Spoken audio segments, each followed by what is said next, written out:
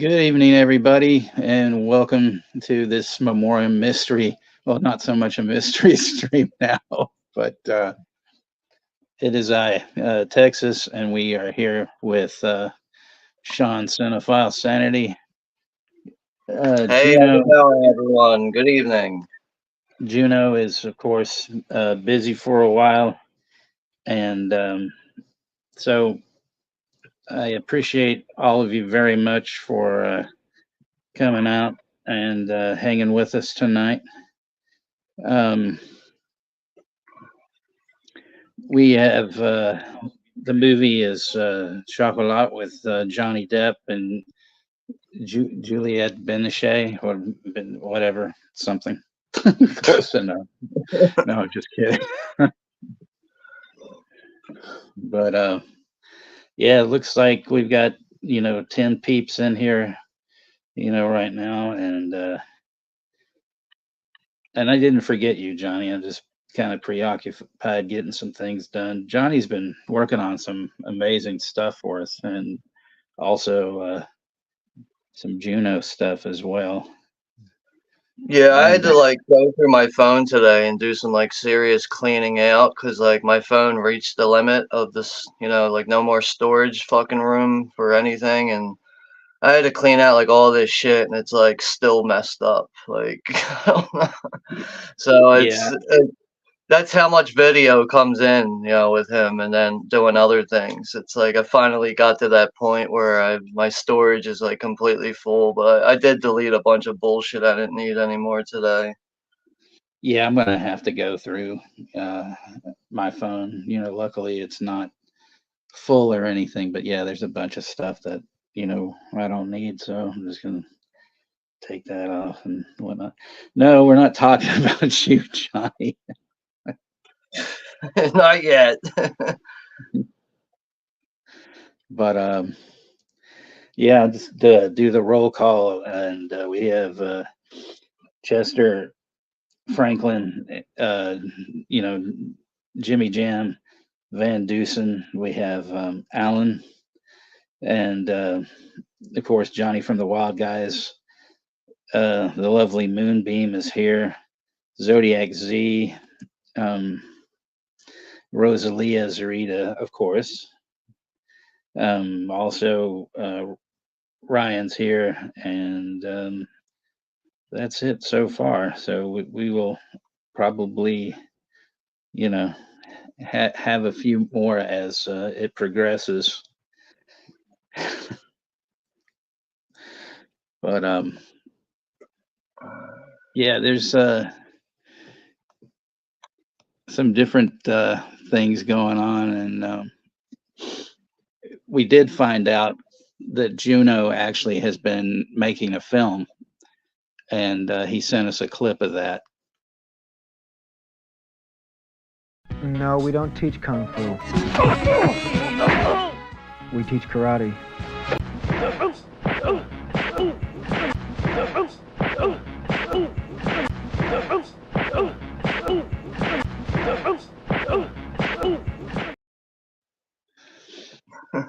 That's fucking good. Yeah, that's amazing. I mean, I couldn't believe, that he's been making that movie, and I can't wait to see the whole thing. Yeah, that's doing those kicks. It looks like it really could be him. And then he also he's been he's got his he's now an attorney, and there's been a couple of things that he sent. Thanks for contacting the CWO. My name is Juno and I am a lawyer. Are you a troll? If so, please fuck off. Sorry about that, Mom. So so as Yeah, many I of you, mean, hopefully we won't have any trolls tonight, yeah, but the best thing to do is ignore them because once you acknowledge them, they've accomplished what they've, showed up for, they get you right. off of what you're here to do, so. But yeah, I can safely say that I didn't have any trouble with any web guards from the Blue Ruin stream. So obviously someone tried to troll me, and it almost worked. But at the same time, it actually made me learn some things about the movie. Like some Yeah. shit that I really wouldn't have took time to actually take a minute to look at. But yeah, I ended up learning some shit about the movie, mainly the whole Kickstarter deal and how effective it was. And the movie really did just prove that you can finance a movie through Kickstarter, and it's I think they were asking for like $35,000, and I know the director put up most of that money apparently out of his own pocket. But yeah, you ever see long exaggerated messages like that mentioning Leprechaun 3? It should be a red flag right away that it's a fucking troll. So, It's a death flag. Anyway, but fucking web guards. fists of Gucci. So there we go. Um, but What's funny? Like actually thinking on that right now, like because I always play like the trailer. It's copyrighted material. I didn't get no claim at all for the Blue Ruin stream. I usually get like a claim, like somebody's like, they're claiming it, but it's okay, you can use it. Like, okay, no big deal, it doesn't affect your channel. But I got nothing for this stream, so it's like, what?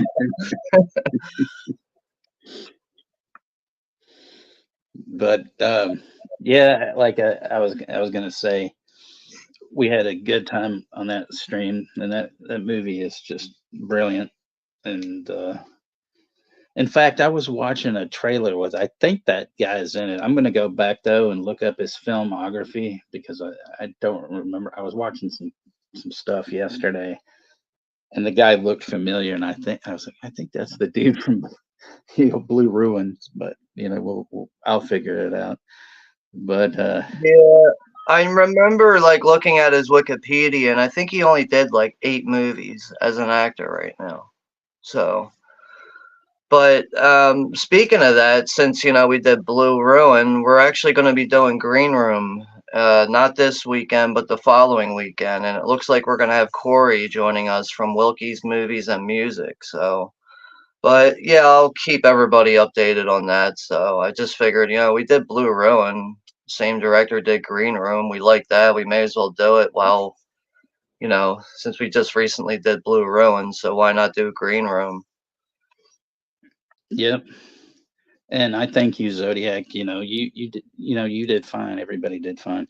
So, um, for everybody watching and people watching the replay, today is the 17th anniversary of my mom's passing, and I'm doing all right. I'm not, not that upset. Jimmy and I hung out for a bit today and whatnot.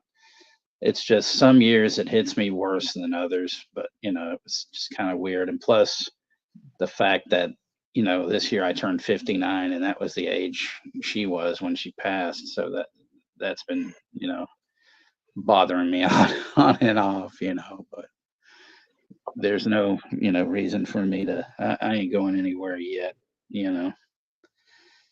Right. So Well, I mean, like I can, kind of relate to that. It's, I mean, my brother's birthday is August 17th, and he died in 2019 on the 12th of this month. So it's like, I mean, I know how to deal with it now. It's just I don't know, just death in general, all the morbid shit. I don't really try not to focus on it, even though it's there in your face, but.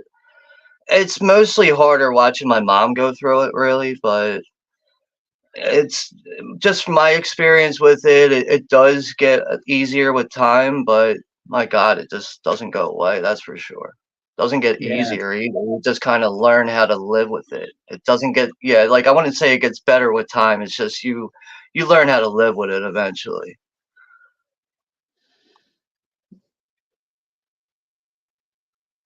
but there were a few, like, I don't know. I mean, I'm not really going to go into it. I'll talk to you about it afterwards, I guess. But there was just this really like fucked up thing with my best friend at the time, and regarding like her service and shit. And still to this day, you know, I should have,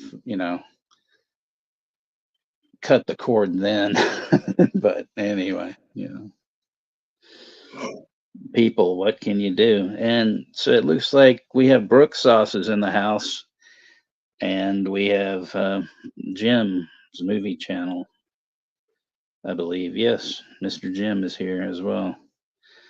He called me Peter in a post, though. I don't get it. Maybe he was thinking of somebody else, or maybe it was some sort of joke. I don't know, but I was lost. But I'm lost a lot of times, so I don't know. Yeah, that's why like I try to, get to know people on like a first name basis on here, because I forget names very easily. Like, just not good with names. I'm better with faces, but once somebody, tells me their name and I'm like talking to them and constantly like replying with their name, then it starts to sink in more. But sometimes I will get like, the wrong name on a username and be like miles off, like completely off. But shit happens, man. Yeah, but anyway, but yeah, I discovered this though. This was the weirdest thing. Apparently, uh, there's an outtake from Chocolat that nobody has ever seen before, and somehow I stumbled upon it. I tried so hard and got so far, but in the end, it doesn't even matter. I had to fall to lose it all, but in the end, it doesn't even.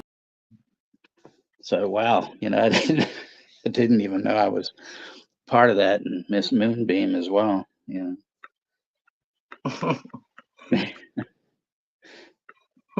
It's fun. Thanks, Jim.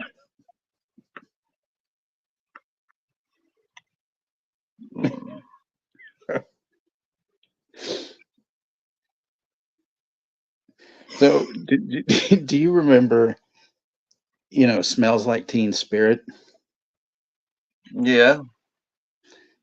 Well, the alternate version of that was load up on drugs and kill your friends. They all will die in the end.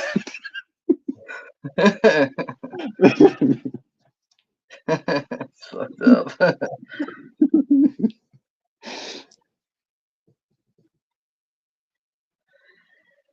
Yeah, so next time we'll be live on my channel will be this Friday.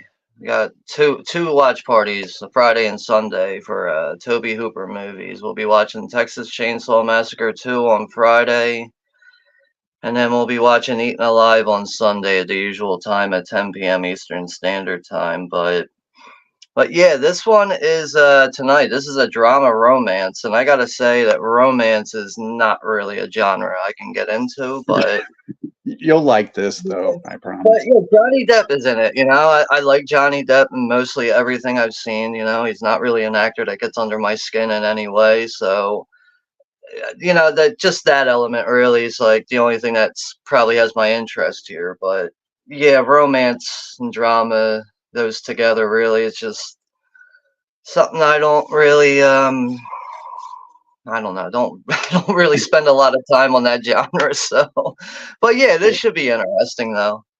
Well, this was one of the first movies I think that when I moved back here, my mom and I saw. And then the funniest thing about it was there was this other movie that was out at the time, and I can't for the life remember the name of it, but it had Charlize Theron and Keanu Reeves, and it's another romance, but it's this deal where he meets her and she's dying of cancer and stuff. So he, kind of takes care of her and this and that. But it was out at the same time, and so my mom and I, she says like, let's go see Chocolat, and sometimes we couldn't agree on movies, but I was like, okay, yeah, I'll see this because Johnny Depp's in it and it looks good, so we went like that. And then she's like, well, why don't we go see this other movie? And I was like, what? And she was like, yeah, that one, because it looks like it's just about to start. And I'm like, are you serious? And because my mom, I don't know, she's like never one for like sneaking into movies, but I was like, all right, so we went and saw that other one afterwards and stuff. And I mean, it was good, but I think that one is a bit more, a bit depressing than like this one and stuff. I really wanted to I was gonna show The Rose, but I didn't look it up on Look Movie, but I found it up on Vimeo or whatever the hell that thing's called. Some guy that actually worked on the film posted it up, but the print looked like shit, and I was like, yeah, nah, and I just was like, since we all have our fights with Look Movie and stuff too, I'm just like, nah, I want something that I know has got to be around, and so I was like, okay, this is cool. And I also thought about Amelie, but my mom she never saw that one, which that movie's fantastic for a French film. So, and we Maybe have that Charlize Theron movie. Maybe it's called like John Wick versus Cancer. that's bad. I was just like, oh, Keanu Reeves and John Wick versus Cancer. I don't know. All right, everybody. Well, that's it. Have a great night. John Wick punches Cancer right in the fucking face. Well, that would be good. Yeah. And we have Live Style Rewind. So be kind and rewind. But maybe we should do What's Eating Gilbert Grape at some point. I'd be down for that. I mean, that's a movie I can put on and just get lost in it like every time. It's truly a movie I can never get sick of. Between Leonardo DiCaprio and just watching how Johnny Depp just deals with everything and handles it, and overweight mother and the whole fucking town, just bunch of fucking backwoods weirdos. So.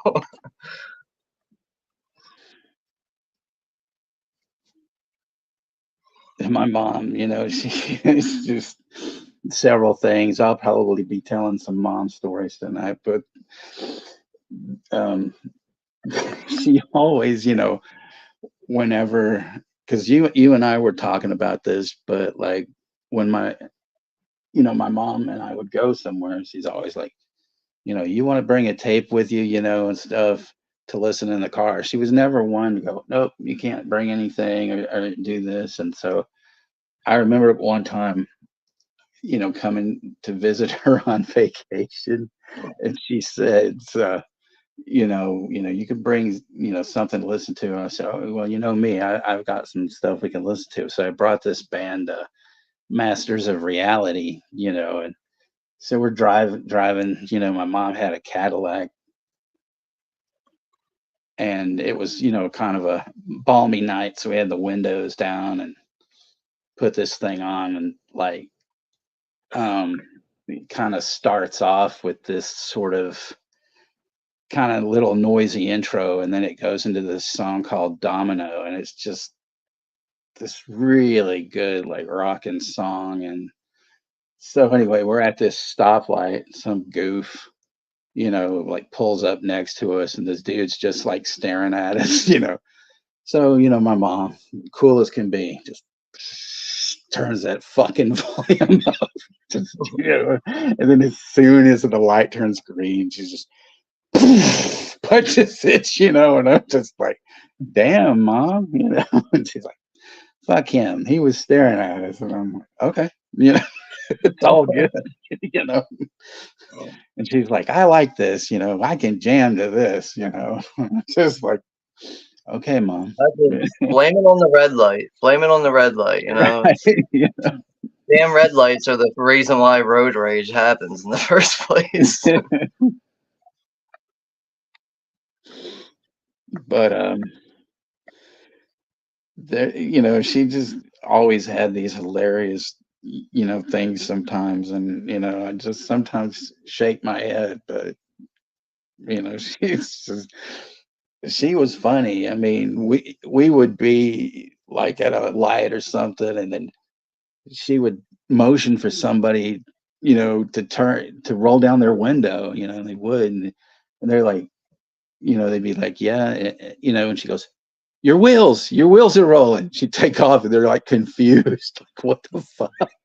And then they realized like what she was saying, and stuff. So like I don't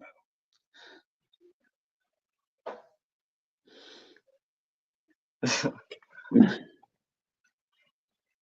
And Ashton Look is in here. Yeah, what's up, Ashton?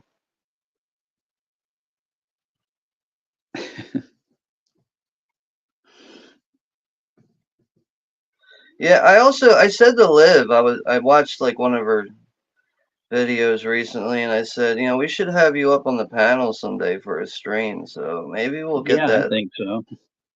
Maybe we'll get that to happen before the end of the summer or something. So, but yeah, Liv, if you're still here and listening, if there's something that like jumps out at you that you see coming up on either one of our channels, just let us know, and we'll send you the link or something. And if not, that's perfectly fine too. Just there's no pressure there.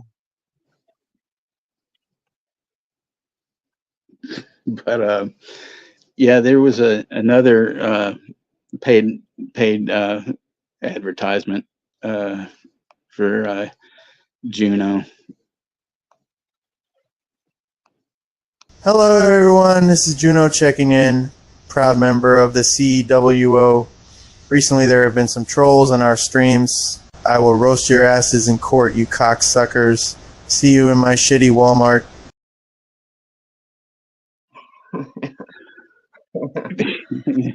Juno has offices all around and stuff. So.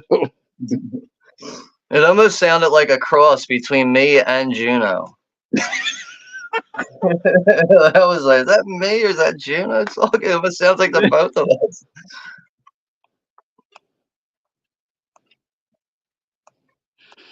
I forgot to load up the Sonny Bono wig. Oh well. That happens, man. It happens to me like every week. It's sometimes I forget to play things when they're supposed to be played. Like during the topic of a stream, I'm like, shit, I forgot that. I forgot that one. So. Hey, Todd Christian's here, man. It's good to see you, brother. Wow, Yeah, what's up there, Todd? Thanks for stopping by, man. We haven't started the movie yet, but yeah, this one is like 2 hours, so I imagine we will get this one started fairly soon. Yeah. We're like 23 minutes into this. Couple of minutes, yeah, we can get this one going. Everybody get ready and stuff. I have it pulled up already, but yeah, for people in the chat, the link is pinned at the top there for Look Movie. That's how I'm watching it. But Zodiac I'm gonna go ahead and what? Zodiac also reposted it as well. So okay, I'm gonna go grab a drink and then I'll be ready. All right. Nobody's going to any corner. You guys better cut that out. Nonsense.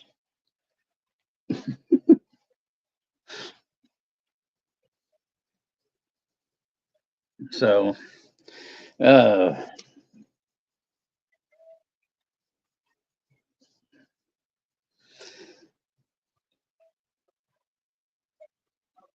speaking of Alan, though, there was one time we were at this shopping mall and we were looking for the donkey cart that was Feinstein Video or whatever, Rob Feinstein Video, and the donkey cart had obviously disappeared. I thought it was supposed to be a shop, and he goes, "Well, it was right here." I go, "What do you mean? There's no shop here."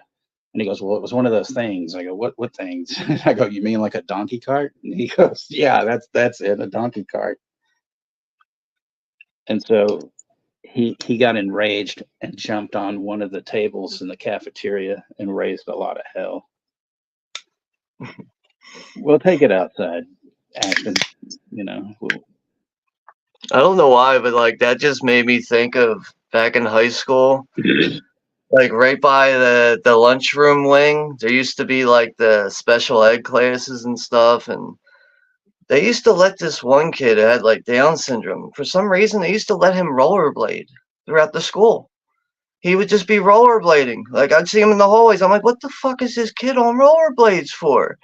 And then one day he's in the lunchroom and he has 2 cheesesteaks in his hand. He's got one in one hand and one in the other hand, and he's just like rollerblading around, doing whatever it is he's doing. And then for the rest of the year, from that day forward, everybody called him Cheesesteak Boy. Because he's just like walking around with the cheesesteaks in his hand, like every day answering, everyone's like cheesesteak boy. Like it's like, oh my god, like what the fuck is going on in this school?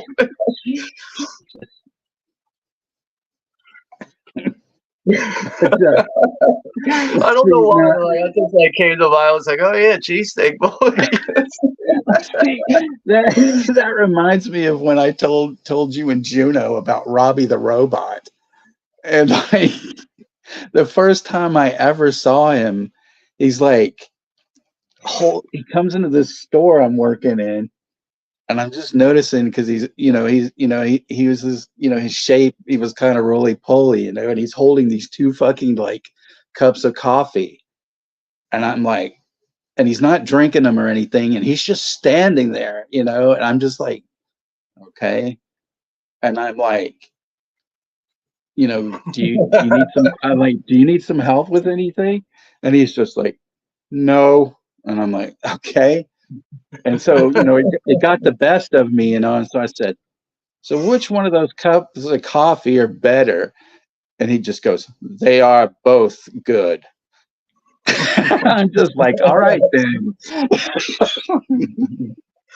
It kind of reminds me of the guy in the movie Zodiac who greets everybody coming in every day. He like gives them like a cup of coffee or something, and like they're like constantly saying shit to him at the door, like, how's the coffee today, Joe? It's good. It's good. I mean, I swear, but because he was the one I told you about, that when I was getting married, and my friends and I were going for our tuxedo fitting, and I ran into him on the street, and I go, hey Robert, how's it going? And he goes, and he just goes, great, Peter, it's good to see you. And my mom looks at me and she goes, Peter, who the hell is Peter? Just like, don't ask, the hell. But anyway, yeah, if everybody's set, we'll get the countdown going and get this thing started. And once again, thank you guys for really coming out and everything and stuff, Hey, Chris the Slasher Dude is here. Hey, Chris. Hey, what's up, Chris? Philly cheesesteak equals Gooch Witch. Gooch Witch sandwich.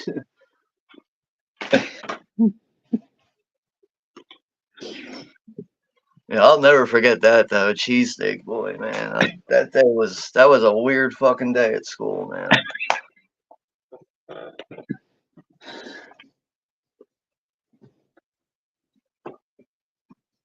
That sounds like Mr. Memoirs, if you know what I'm saying. Yeah.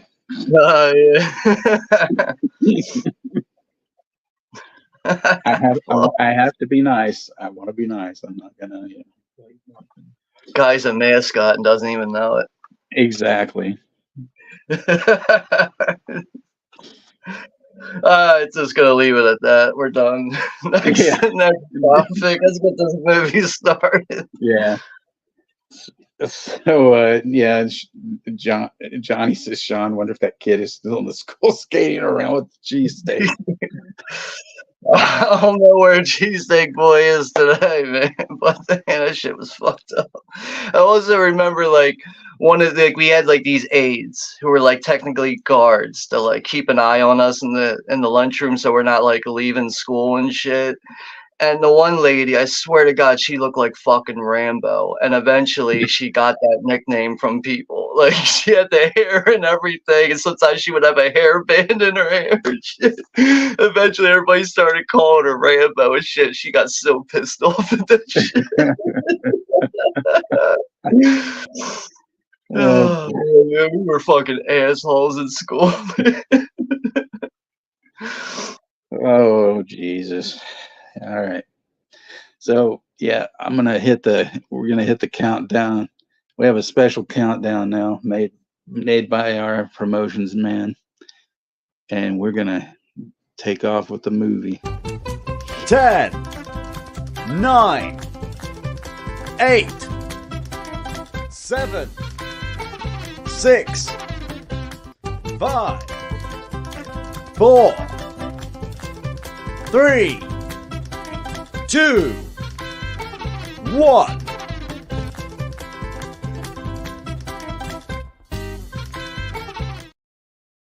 All right, so we press play now, right? Yeah, that's the only thing that's difficult about a video countdown. It's like, all right, do it when he says it, or we wait till the video's over? Please turn the record over to the other side. Yeah.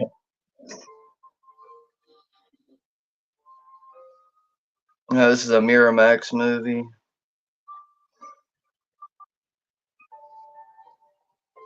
He's probably cheesesteak man by now. Yeah, I wish you guys could have known Cheesesteak Boy, man. He was a funny one, man.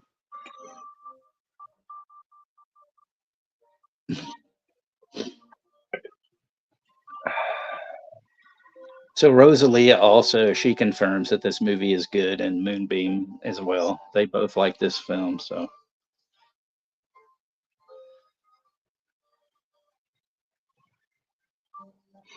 So this is the one where Johnny Depp is trying to kill the Headless Horseman, right? Yes, this is exactly the one. You know. Come on, cheesesteak man. Zodiac fighting with his arch enemy, Hamburger Boy. Oh god. Sloppy Joe versus fucking Cheesesteak Boy.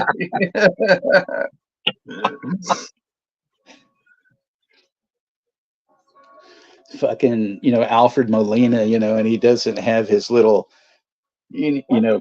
cabin boy, with him from Boogie Nights.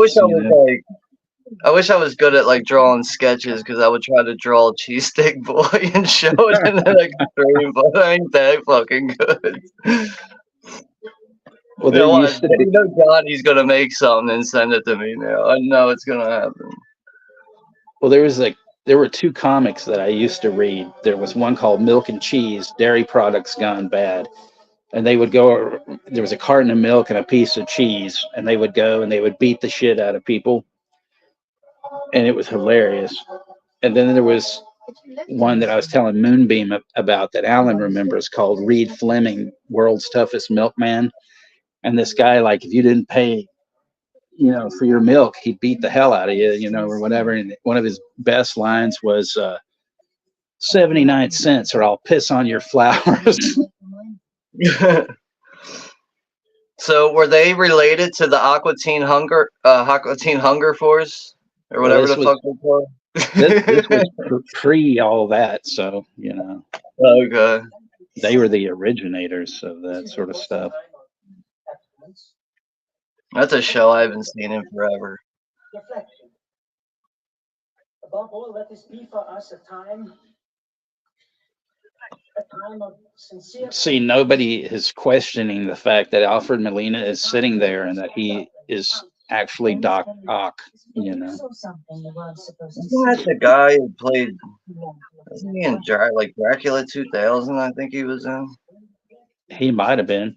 Oh, and here's Peter Stormare looking like a drunk, Where's the money, Lebowski? He's such a good actor too, man. I love the director, Lasse Hallström. He did this great movie because he's Swedish, but he did this one movie in Swedish called My Life as a Dog, and it's really good.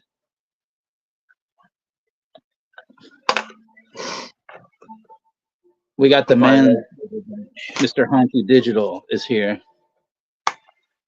Yo, what's up, Honky? He's our one and only favorite honky.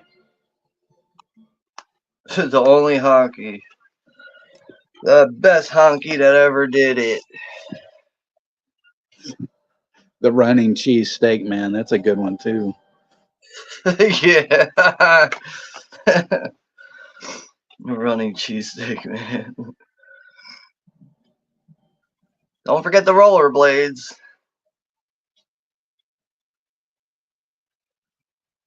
Like, I still don't understand why they let that kid rollerblade around the school like that, man. I don't know.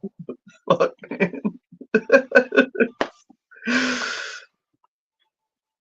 man.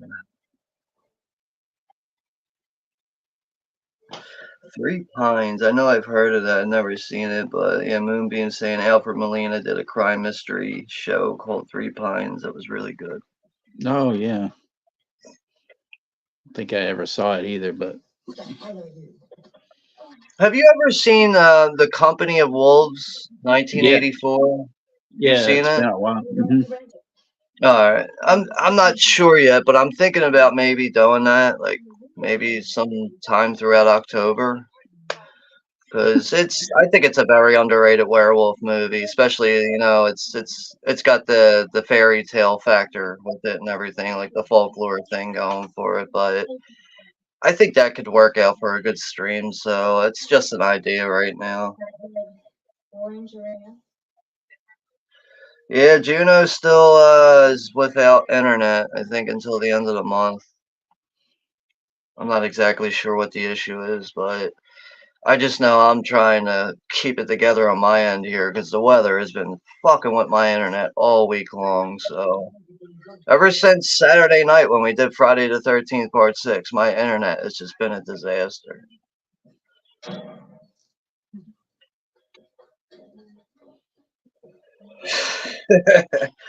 Starring Arnold Schwarzenegger. Starring Arnold Schwarzenegger, cheesesteak nigger.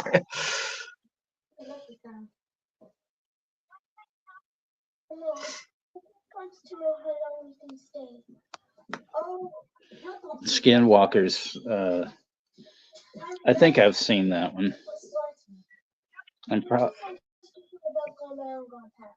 I'm probably getting it confused with Daywalkers, though, but that's a good one, too. You ever see that, Sean? Daywalkers. Is it? I think it's got Daybreakers. Is it called Daybreakers, I think? The one with Christopher Walken and Ethan Hawke. Daybreakers? I think it is. Yeah, maybe that's it. But they're pretty much they're pretty much daywalkers, though, and stuff. See, that's like, I don't know, man. Sometimes when vampire stories want to do that shit, when they want to alter the rules for their own benefit, like, oh, because I say so, the shit should go. It's just like, I don't know, man. Sometimes, I don't know. When vampire movies bend the rules like that, that's when I'm like, it can actually be a deal breaker for me. Honky was wanting to know how the weather was, what was affecting the your internet and stuff. Probably because of the rain. That's the only thing I can think of, because my power is constantly getting knocked out at least a couple of times a day now. So it's probably the weather, because this never really happens to me. And the last time we had like a small issue for the Kill Bill stream, that was more than likely because Texas was using a tablet. But we know now not to use a tablet for a stream, or you can end up getting interference issues. Yeah, but we didn't know that until like we're still not even 100% sure that's the issue, but we just know that once Texas got rid of the tablet, everything went back to normal like right away. So But yeah, other than that, I really don't have many technical issues. So lately, it's overall, it seems like it's just been the weather. Yeah, I've seen Brain Smasher with Andrew Dice Clay. It's interesting. Wow, that's a movie that never gets talked about. Like his ancestors, he watched over the little village and led by his own example. Yeah, Moonbeam, I was looking at the weather for PA, and it looks like it's supposed to clear up by Friday, but that's why you got to check the weather every day. It changes so frequently. It's like here, it'll say it's going to rain the whole damn week, and then it doesn't, and then the weeks that it says we're going to have extreme heat, what would you know? You have a hurricane drop down and take out pretty much most of everybody's power. You alluded to Monsieur the Comte. This paragraph about family and traditions. No, I forgot that she's in this Miss Matrix. May I ask, have you been in contact with your mother? Why? She seems to have rented out the patisserie. Well, I haven't talked to my mother in quite a while. Oh, I'm sorry, I have nothing to pry. Oh, don't be silly. I have no secret from you. How was the Countess enjoying Venice? The Countess? Oh, she's fine, thank you. Yes, she's enjoying it very much. Yes.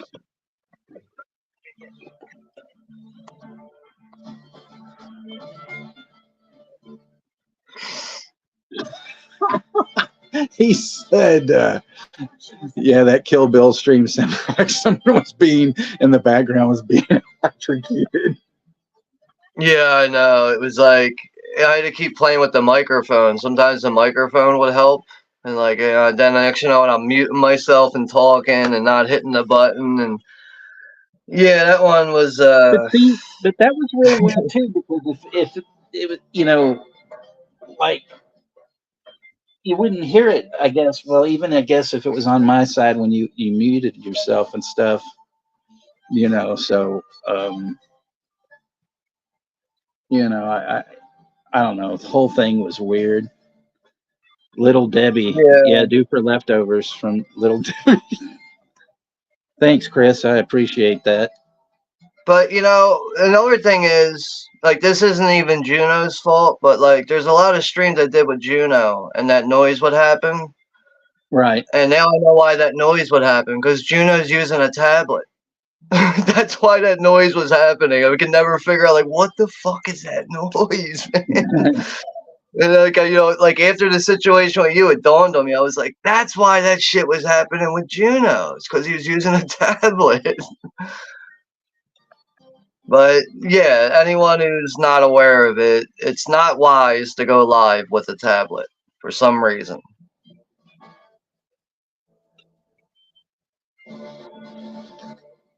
So Juliette Binochet, she opens this chocolatiers shop. Well, what's the time period here? Like the 30s or something?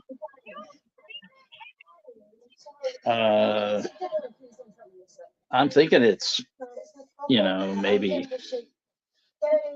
post-war, pre-war, something. I think it's a little. I don't know for sure. It looks like it could be the 20s or the 30s. I have no idea. Right. It's definitely the time period is definitely old. That's for sure. Just looking at the clothes and all the style of everything. But with saying that, opening a chocolate shop like that, and that kind of time period back in those days was probably a big fucking deal. Oh my god, a fucking candy store. Moonbeam says it's 1959. Okay. I mean, that's, you could even say that, yeah, it does have a 50s look to it. I was just I don't know, it seemed like it could have been a little bit older than that, but yeah, that sounds about right, so 59.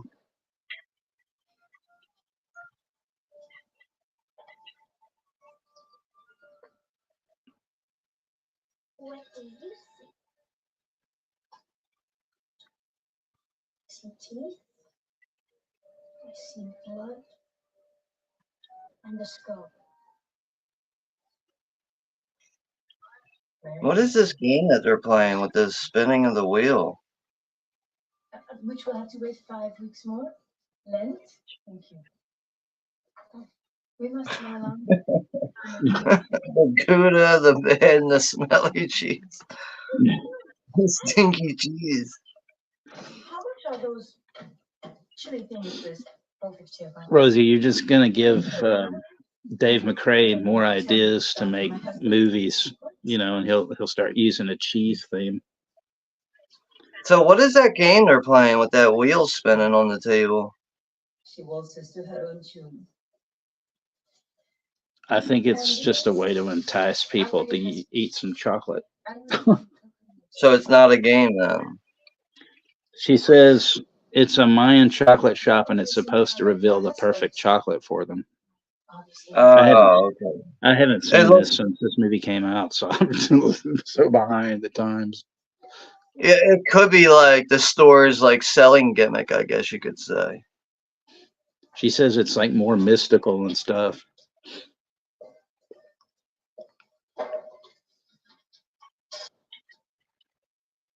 Who directed this? Lasse Hallström, he's a Swedish director. Okay, oh, that's right. You said that in the beginning of the Yeah. stream. I was listening, but not really. So, Well, damn you. No. See, this kid must be obsessed, though, because he's doing, like, people hanging on sort of like crosses and skulls and things of that sort, No.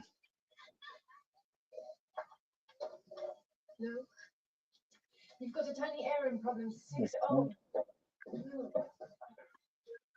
It's nothing. It's only a flesh wound. like, I feel like this kid could be Eric Stoltz. When he was a kid. Like, I feel like he's in this movie as a little kid or something. It's Eric Stoltz. She says the problem is it's a very conservative town in France, and this is an indulgence. It's too close to sin for them. You're telling the little boy, I told you before to not use the Matrix. It gives you nosebleeds. Exactly. Are you taking the chocolate pill, my son?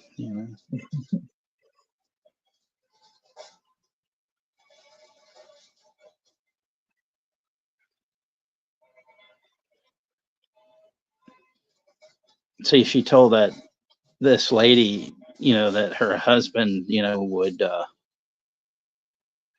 start getting his urges back, if he ate these chocolate coffee beans.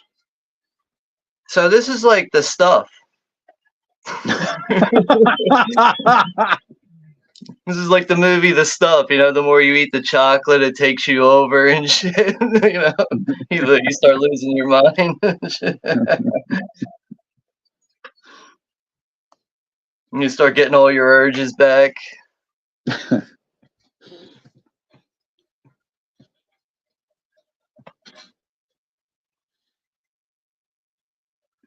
Yeah, see, that's the thing. Lasse Hallström, Todd brings this up because you like Gilbert Grape, and he's the one that actually directed that. So, see, there's your connection. Yeah, that's I think we should do Gilbert Grape at some point. It's such a fun movie, man. I love it. I know when I first found that on TV when I was a kid, just channel surfing, like in the 90s, and I found that on TV like right from the beginning, and I watched it like without any interruptions, like 2 inches away from the TV, like face that close to the TV. I used to love watching TV like that when I was a kid. When you have like those old wooden box TVs, you just sit down right in front of the TV on the floor. Honky wants to know, is that an El Duce in Mentors poster on your wall? Nah, all the posters on my wall are horror movie posters. So, Hills Have Eyes 1 and 2, Last House on the Left, American Werewolf in London, Ridley Scott's Legend, RoboCop, Pet Sematary, Alice, Sweet Alice, Fighting Back, That's all it's on that wall. There's got shit on the other side. All right. On the house.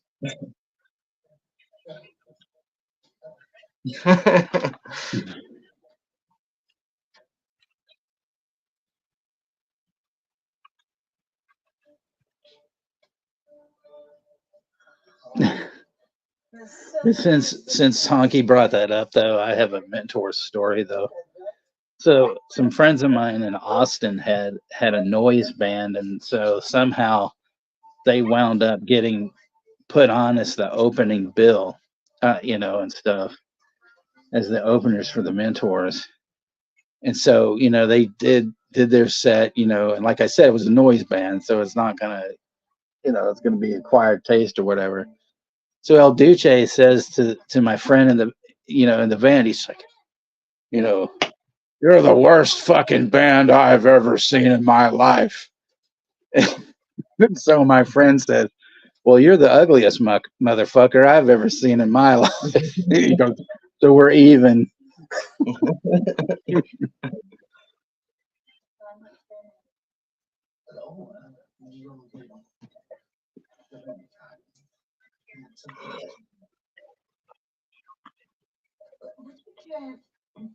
Would you care to buy something special for your lady friend?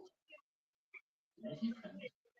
No, lovely woman who died with Stefano. Like seeing like the little packages of chocolate like in the background, it like makes me think it's like chocolate and like paprika like mixed together or something like that.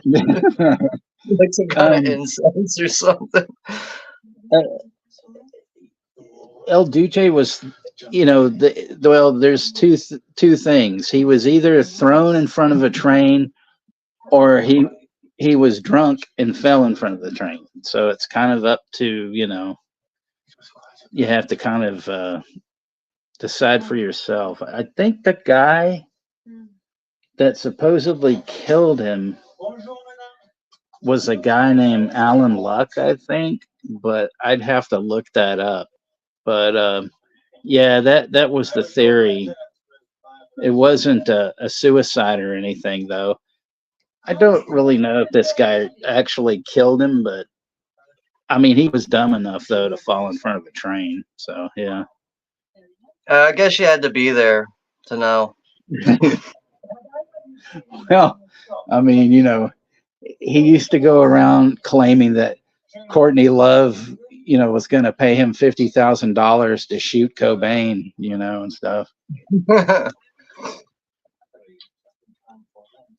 I mean, I think I can find better things to rant about that are not going to put me in jail. Right. There's chili powder in some of the chocolate, like Mexican hot chocolate. I love Mexican hot chocolate. Yeah, I was like listening to that. I heard that in the dialogue. I was like, really? Like, well, apparently these people know what the fuck they're doing, so I'm not going to question fucking chili pepper in the chocolate. It's probably fucking good, too.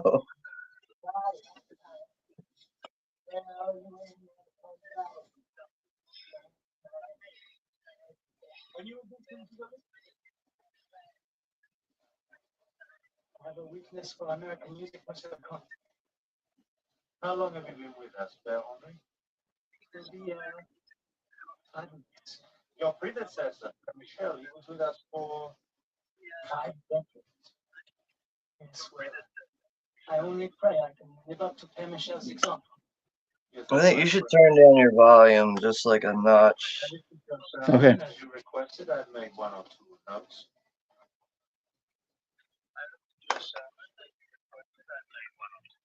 How's that? Yeah, it's fine. It's just like I can hear your dialogue and then I'm like hearing mine and it's like an echo on it. That's like the only issue there.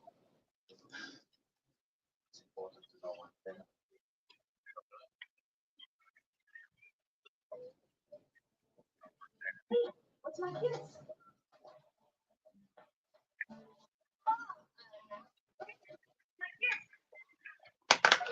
I gotta look this guy up, man. I've seen him in something, man. What's the decor? Early Mexican brothel.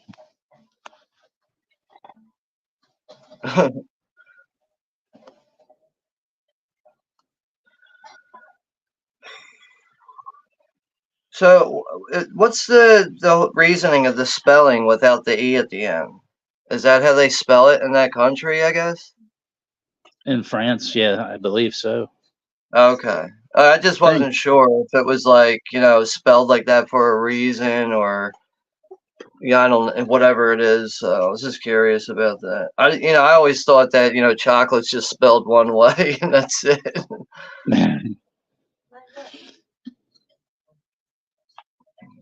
Frank, thanks, Chester. He said we did a good job on the panel, when we were on P. Rich's panel. Okay. Thanks, Chester. Yeah, Zodiac, that guy, can't think of his name, that did that documentary. He's done a lot of shitty documentaries, and most of his shit's kind of fraudulent.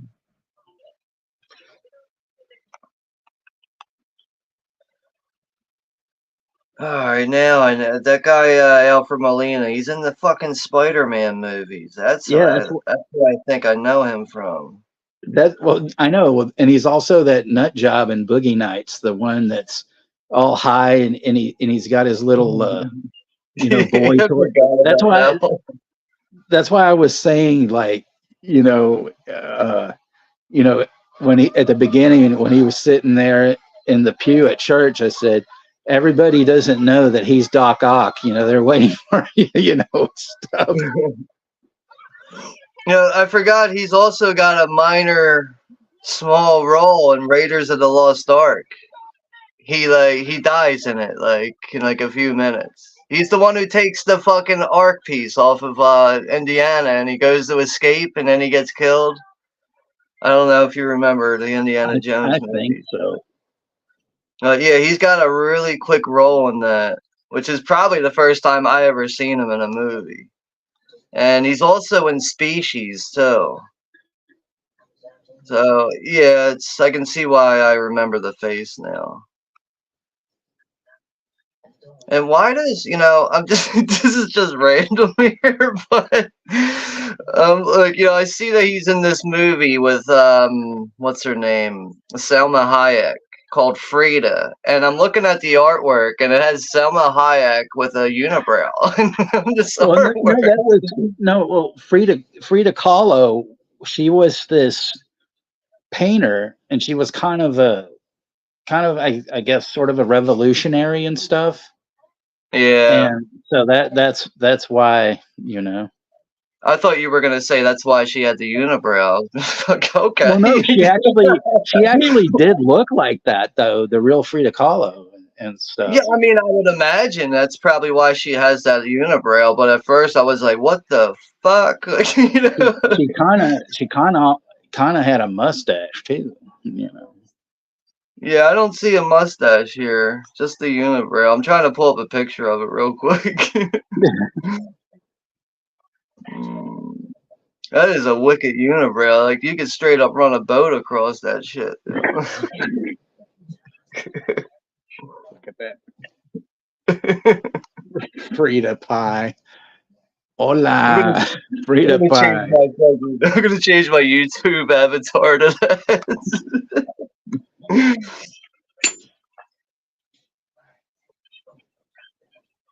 But yeah, that unibrow caught my attention though. I was like, holy, what's this Frida movie? Fucking unibrow.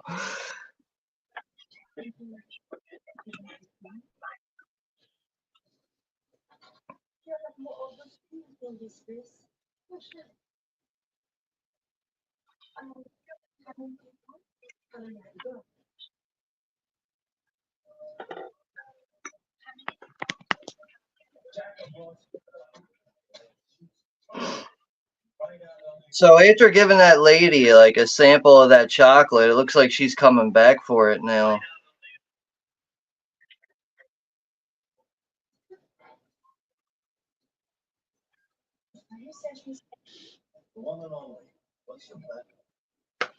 See, I told you Storm Air looked like a drunk, and he's a damn bartender.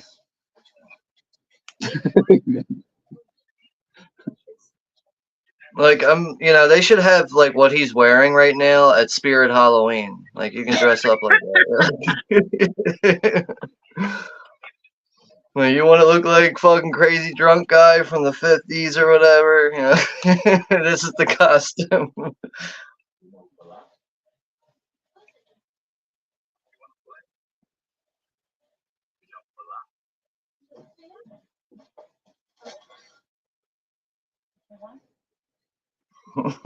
Free to buy.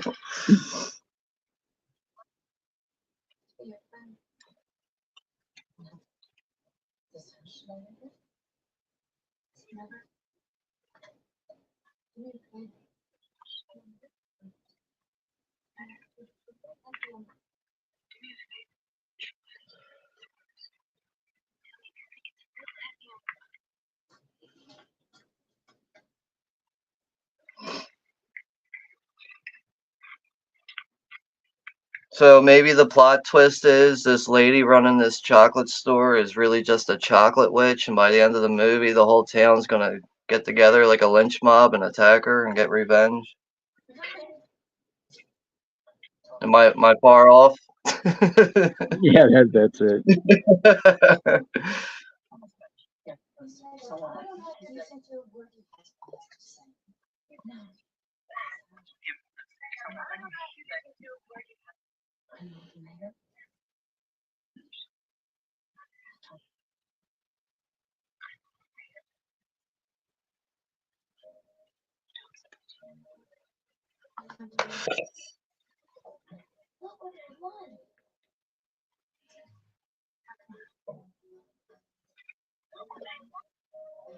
The little girl's like, look what I won, bunch of fish heads.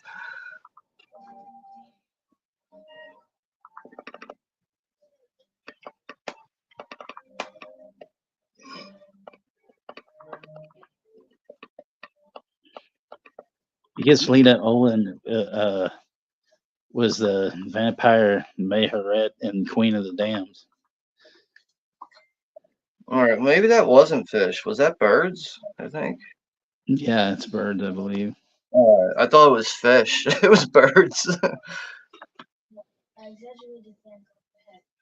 I grabbed it. What's your phone like? To do a portrait. That's to be true. So, I want to be friends. Sound reasonable? Okay. When did you come by my shop? I'm really sorry, but for the conflict.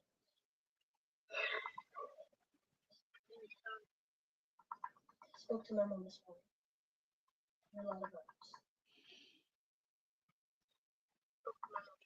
What are you saying? I wish I could. I really do. Thanks for showing me your love.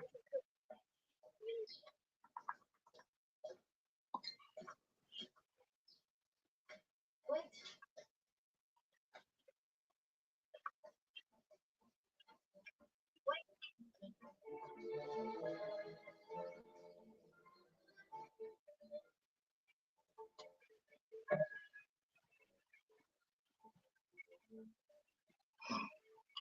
Am I breaking anything else? Tell me. Am I hurting anywhere? What exactly did you tell me? Only the truth.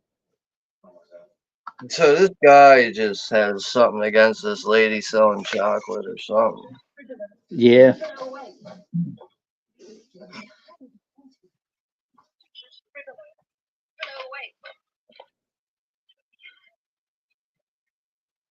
Let me try and put this into perspective.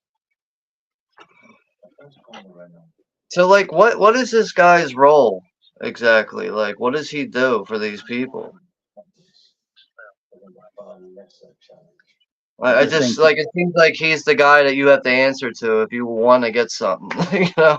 Like Yeah, I guess it's like he's a sort of like mafia their, thing or something. like Like their kind of mayor, like a Godfather thing.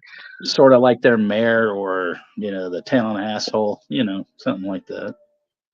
Yeah, it kind of reminds me of like in Godfather when Vito finally takes out that asshole who's like constantly shaking people down. I forget the guy's name. And he fucking like shoots him in the face. It's like, it kind of like seems like the same guy.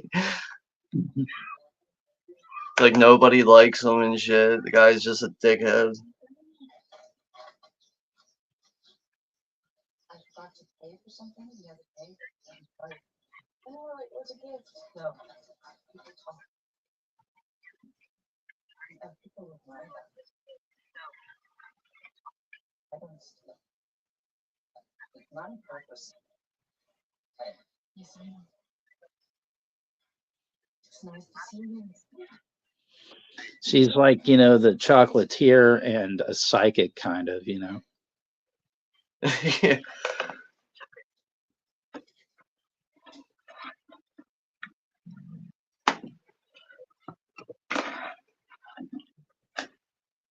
Sweet of you.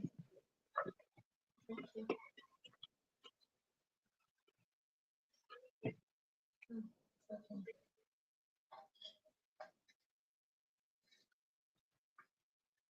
I heard you don't go to church. Right.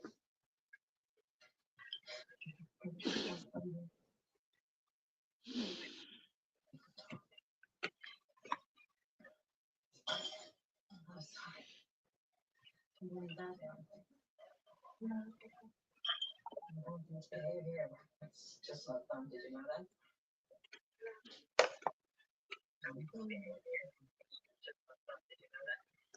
I wear pants.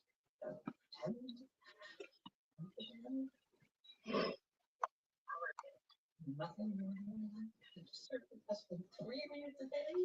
They didn't choose them. And back to boundaries for husband.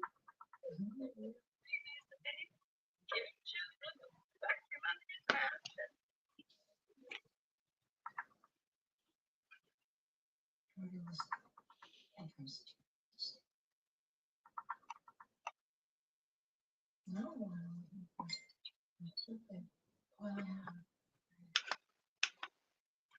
Oh yeah, that's right.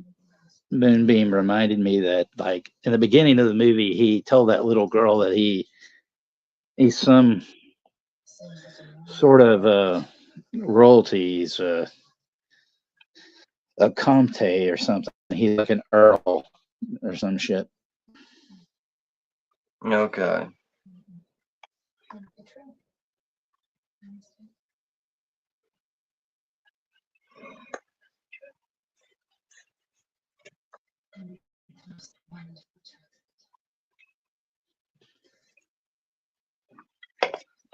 See, she's like the Wilma Wonka instead of the Willy Wonka, and she doesn't need all the gimmicks. She doesn't need to push kids in, like, rivers of chocolate and shit.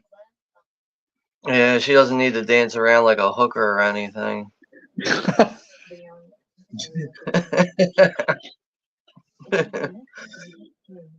Always told in a firm word, George was honest. Moonbeam says we're all going to have to send Rosalia chocolate after this. But George was not content. Speaking of which, I need to send you some more chocolate. So, since the last stuff I sent you turned to soup. Oh yeah, that sucks, man. Fucking Amazon. That's Amazon when it comes to like food and getting it delivered, and also the price. Like buying any kind of edibles on their website, like anything that's edible, like food. It's always expensive too. Like what the fuck?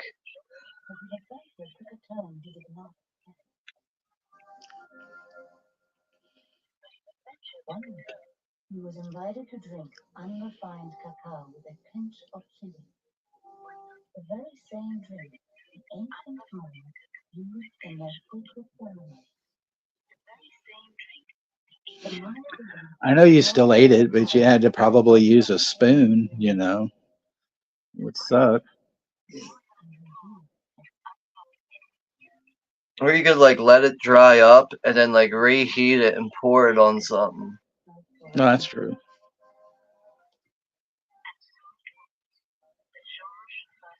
Now, George had been raised a good Catholic. Like, if that was white chocolate, I would do that. Like, that's how much I like white chocolate. Like, if it was, like, completely melted, I'd be like, no, we're going to salvage this and make it work, you know? But just regular milk chocolate, I'll probably throw it out and just get some more or something. So people moved with the North Wind, the village to village, to strengthen ancient families, never settling down. Not a good choice for a bride. George did not heed the warning, and for a while it seemed that he and Keitsa might lead a happy life together. So now it's like they're talking about, like, the origins here of, like, the chocolate, or at least her, like, origins of it.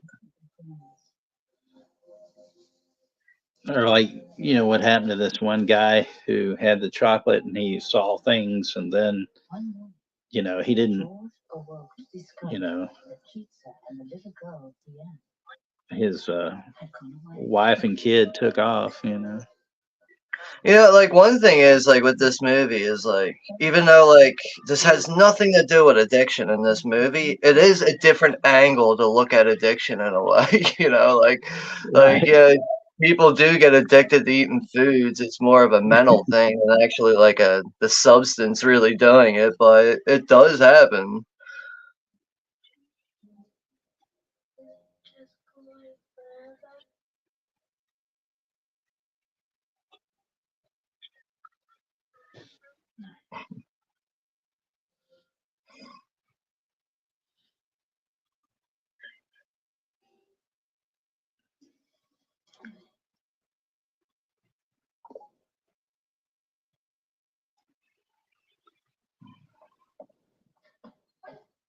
I appreciate you coming in. Well, I've watched so important that I had to postpone my nap.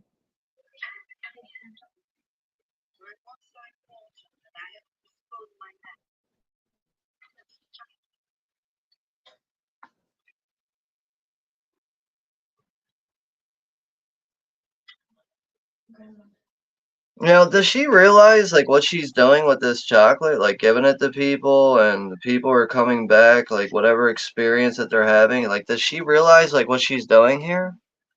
Or is there more to Yeah. that we don't know yet?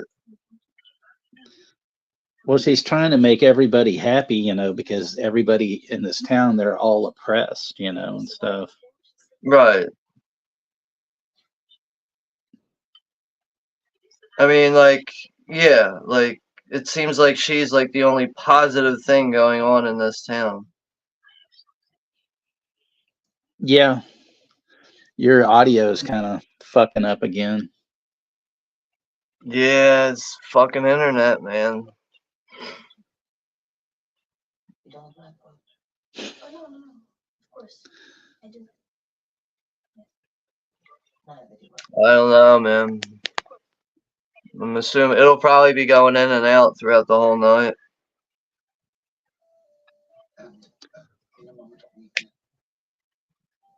Hey, Nana. You understand an animal has no mortal soul.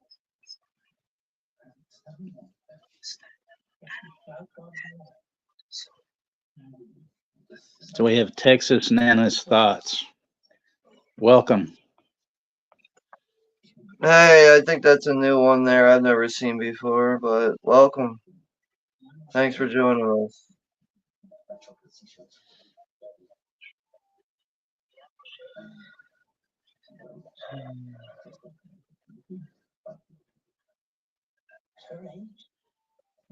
Yeah, like, for a second there, I thought Chester was, like, talking about a candy I wasn't, like, familiar with. I thought he was saying that there was, like, a candy where, like, there's a Kit Kat, a Hershey's Reese's cup, and a Snickers bar, and a Twix bar, like, all mixed together. I'm like, whoa, where do you get those at?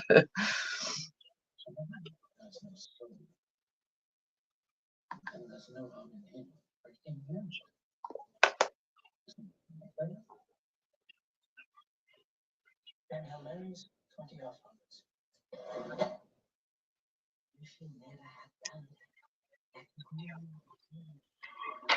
No, hey, Kathy, I didn't realize that was you. Sorry about that.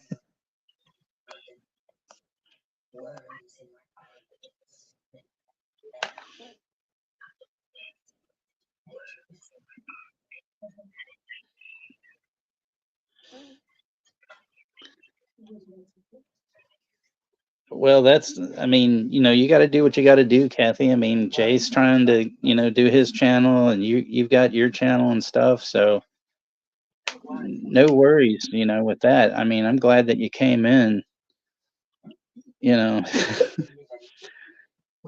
there's some dirty dealings on that other channel though that you two used to go into. Yeah, you know who I'm talking about.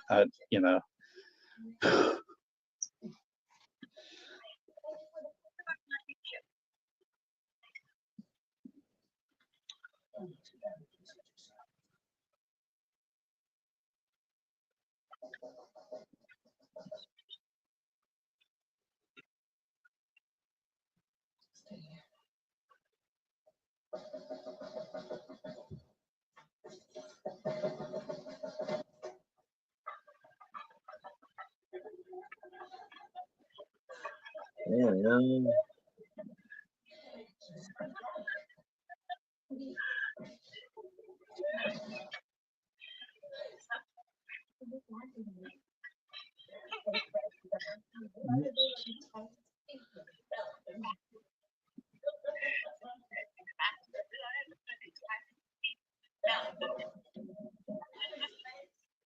So there we go, Kathy. I shared your channel in there and stuff too in the chat. It's all about the sharing and stuff.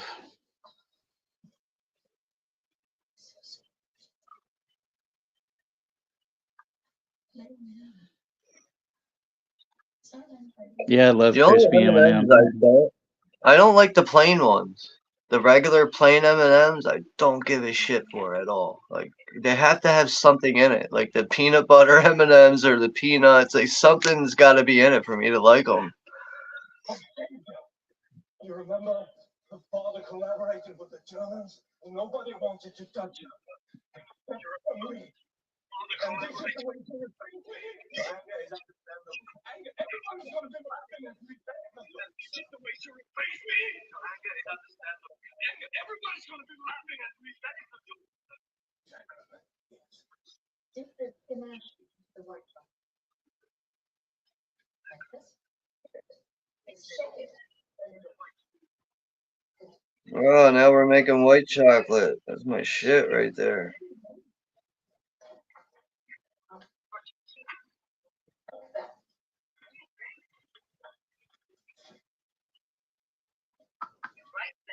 What's with the carrots? There's like a bunch of chocolate on the table, then like right across from it, there's like all these like shaved carrots. Is that true? She is a married couple that been sanctified by God. Come on here a minute. It's radio. Oh my god, yeah. She just basically just said like my favorite thing right there is white chocolate pretzels, man. Fucking Christ, that's so good. Those are like truly like I can't put those down. I will eat them until the bag's empty. I always like that chocolate marble ice cream, where it's like the fudge or the syrup in the vanilla ice cream, but I love chocolate ice cream. Any pretty much chocolate ice cream except for anything with nuts, but if it has peanut butter in it or whatever. Yeah. Yeah, Rosalia said she don't like white chocolate. Definitely racist.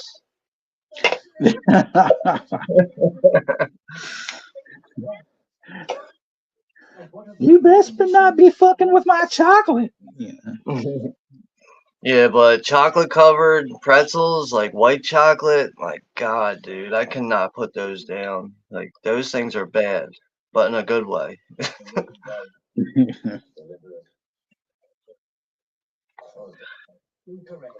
Give me a pack of racist PCs, please.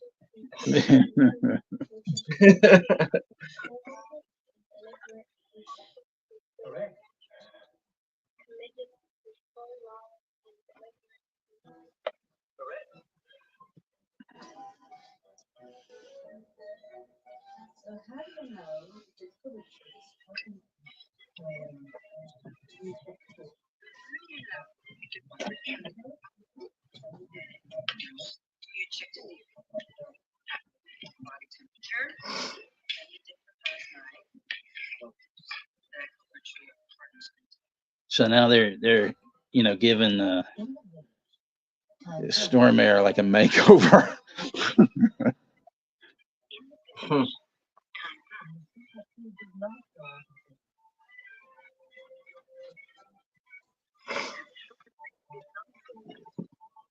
The super couple with their chocolate coffee beans. Yeah, they're gonna make their own then.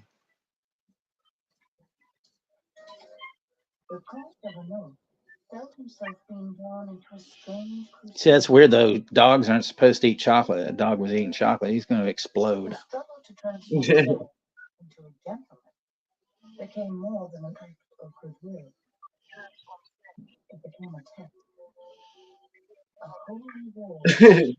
I can't believe he's managing to like transform this drunk guy into like a normal person. But you know what's eventually going to happen? He's going to start doing coke like he did in Boogie Nights and have like a little houseboy and stuff. Yeah.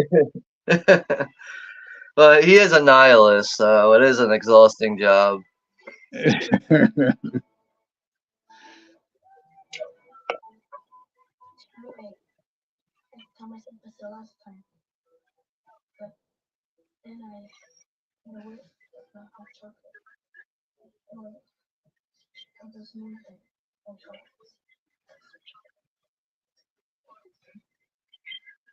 Yeah, now I want to make some s'mores. That's actually what I want. Some real roasted marshmallows. Man, I might do that. Like seriously, like this weekend. I think I might do it on my own. The weirdest like thing is that like I mean, if there was actually like a town like this that chocolate was the real savior of like the town, I mean that would be awesome as hell. Yeah, it'd be great if things were that simple, right? Yeah. Right. Rosalie, I'm at the point of snorting chocolate. Yeah, I mean, shit, I haven't tried it out of a pipe yet, so I'll have to let you know how that is. I'll smoke some chocolate. You say, gonna smoke this shit.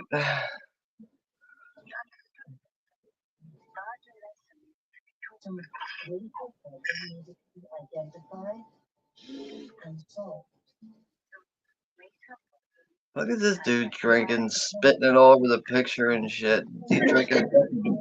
He's drinking like hot water with a lemon in it or so. What the fuck are you doing, dude? Right.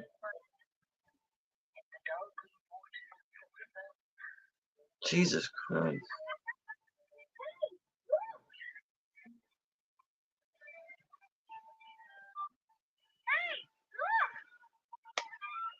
Hey, look, it's Cheesesteak Boy.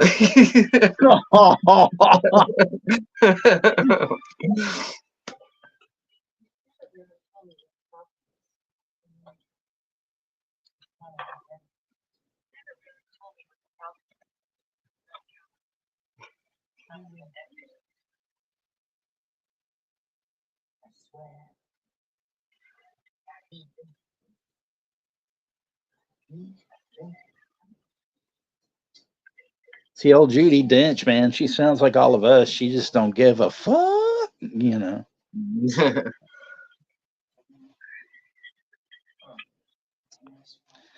She's Moonbeam says, forget action figures. You guys should have sold chocolate CWO characters like the chocolate bunnies during this movie. You've got everyone searching their cupboards for chocolate. The CWO Cadbury crew. Oh, there we go.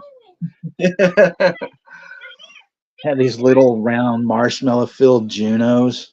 Yeah. Juno 2000s.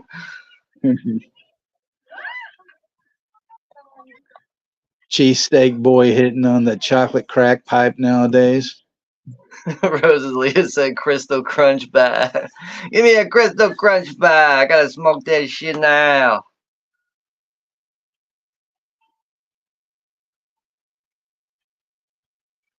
So this is where Johnny Depp finally shows up. I forgot he's in this movie. I was just gonna say. I was just gonna say that. I was like, I bet you thought he wasn't even. You forgot he was in the movie. Dude, if you didn't say anything and he didn't show up, I probably would have never mentioned it again. But it is kind of crazy. It takes him about an hour to show up in this movie. Yeah, 54 minutes.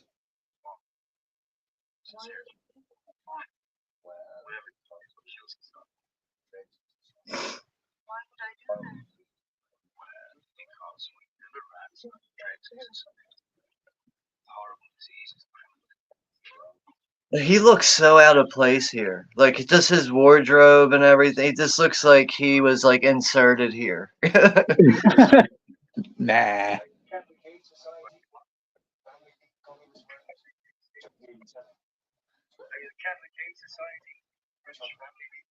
He has an Irish accent though.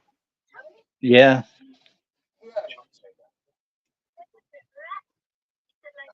Yeah, Juno Bonbons. Bonbon 2000s. That like that Juno Bonbons, like that fucking song by Soul Coughing, Super Bonbon, but instead it'd be Juno Bonbon, Juno Bonbon, Juno Bonbon. Fuck, that's perfect. Juno Bonbon, Juno Bonbon. Juno Bonbon.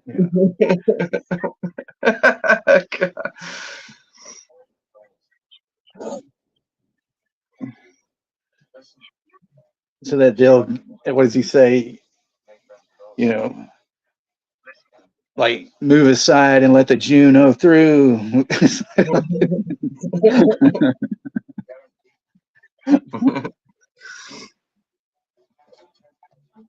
Look at that big league Juno chew. Big league Juno chew.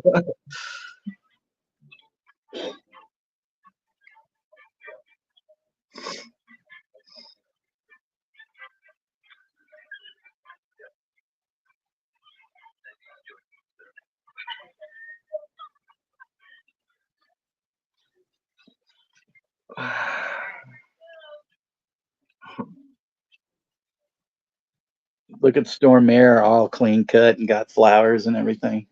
She's open the door. I got my shit together. I'm no longer a nihilist. Yeah, it's not that exhausting anymore. We're not having anybody cutting people's toes off and using them for ransom. we don't only cut toes off if the nail polish is there. I don't make porn films anymore. I can get you a toe by 3 o'clock with chocolate on it.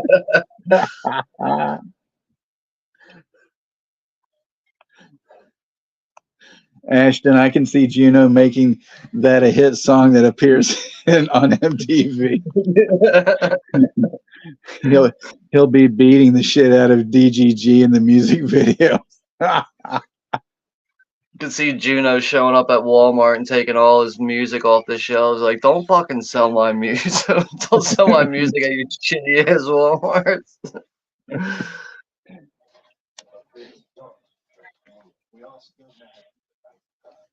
Damn, I wish he was here, man. But soon enough. Yeah, I know Johnny over at the Wild Guys. He sent him a package recently. So I guess when Juno comes back, we'll probably unbox that on his channel. But I mean, I only have like an idea of what's in the package. I'm not gonna ruin it, but there is some funny shit in there, man. Rosalia says Juno's out of gum. Yeah, they live. Juno's all out of bubble gum. And you from Aldehyde Face.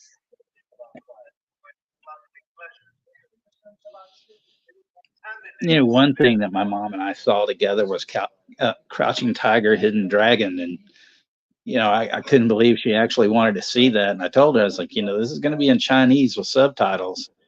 And she's like, I'm good with that. And I'm like, okay.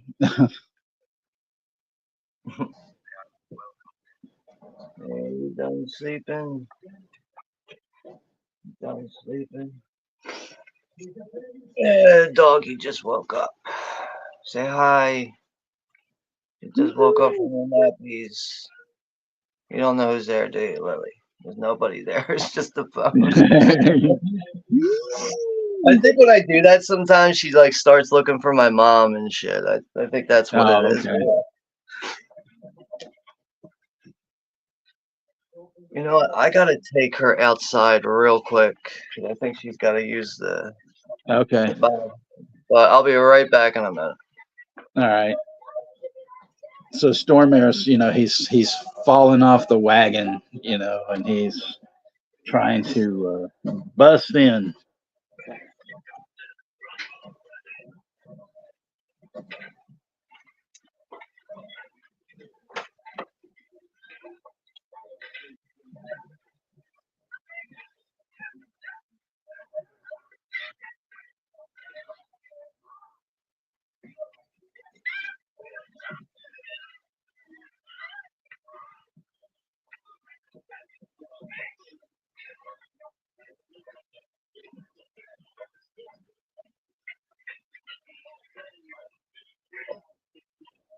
Then he gets conked in the head with a pan.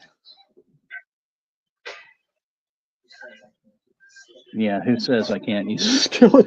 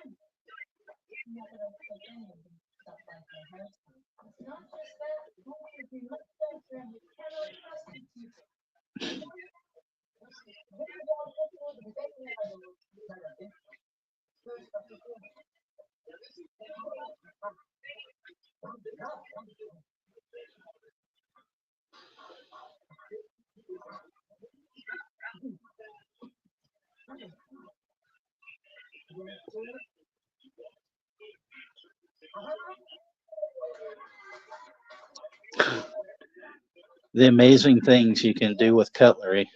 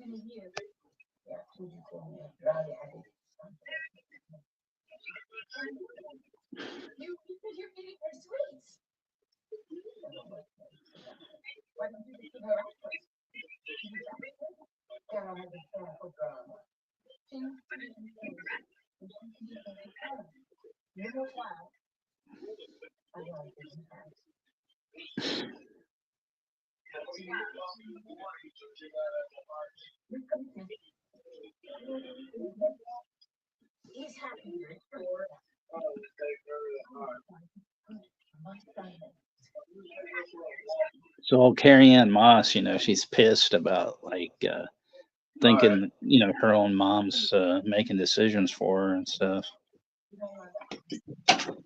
Give me another, and this time put some vodka in it.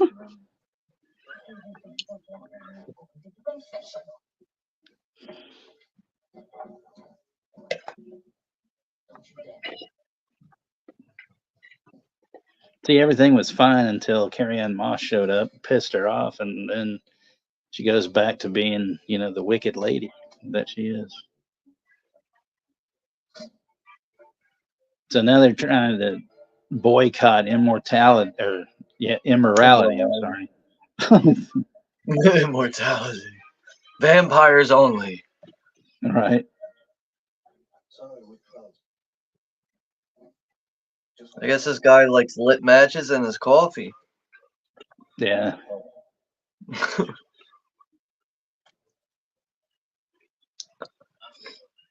Dude, that is funny though, like watching this movie for like an hour. Totally forgot Johnny Depp is in this movie.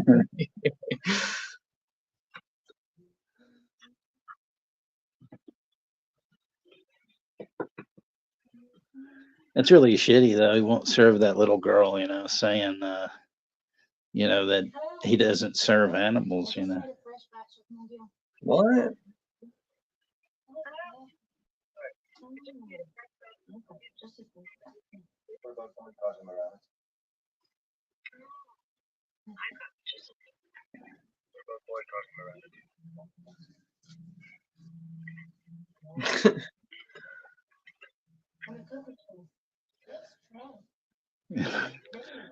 Just taste.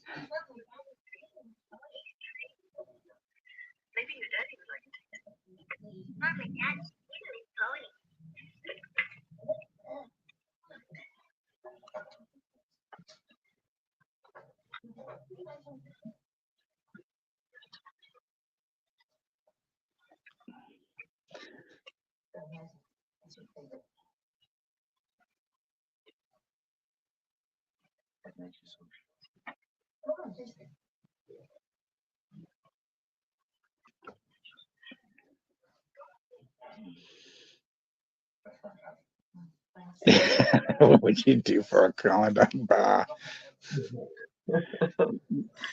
I don't know if I ever said. I mean, I think I told Sean, but maybe I had said this in chat before. But when Jimmy and I used to be on MSN chat years ago, we go into these different rooms, and Jimmy, oh my God, he would say, he would ask, different women or the chat, who wants to shave my back. And so then I'd say stuff like, how many of you women in here want to have sex for a Klondike bar?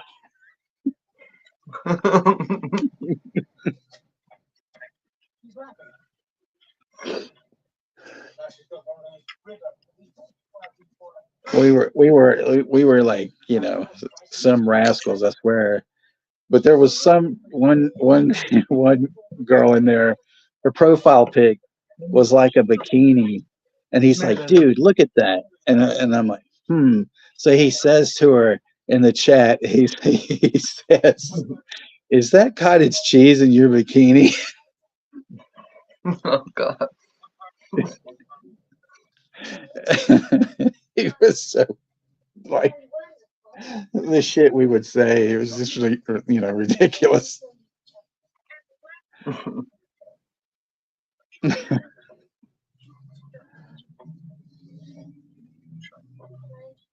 I'm assuming Klondike. That's got to be someone's last name, right? It might have been. You never know. Klondike. Like I don't know. Like what is that? Like Australian or something? I don't know what the. I don't know. I wouldn't. You never know.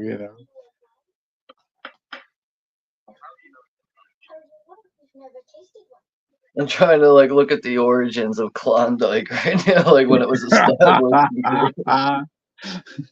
cottage Klondike. cottage cheese, man. You know, see, that's why we need Reed Fleming. You know, like 78 cents, or I piss on your flowers. You know, man, I wish I still had my comics. I got it. I think there's a book that has all the comics in them because I know there was one like that for Milk and Cheese. So apparently Klondike is made by Breyers, Good Humor Breyers ice cream. Like, all right, so it's not its own thing. I always thought Klondike was like its own thing or whatever, but like, It where did they probably get the was like at one point. But you know how what's this people. Klondike come from? What is that? Well, wasn't Klondike part of like the gold rush or something? I think. Probably. Here it says Klondike Bar was created by the Islay Dairy Company of Mansfield, Ohio, in the early 1920s, and named after the Klondike River of Yukon, Canada. Pretty boring. The origins there, like it's just named after a place in Canada, just randomly. Thought there'd be something a little bit more like interesting with the origins of that, but apparently no.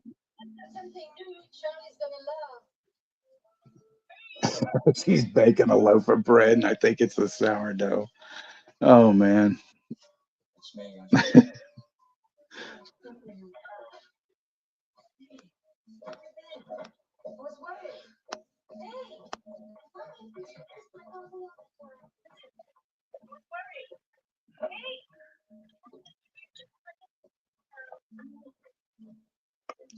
Oh god.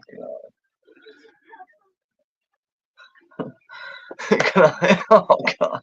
Can I please have some extra discharge cheese on my taco? Oh, Oh god. Pillsbury sourdough. Yeah, I guess I must make a little apology to you, Kathy, in case you're still watching. That sometimes we get a little crazy in here. You know. Yeah, sometimes we forget our age. Yeah, apparently, you know, I'm a granddad, and I didn't know that I had kids or grandkids. You know?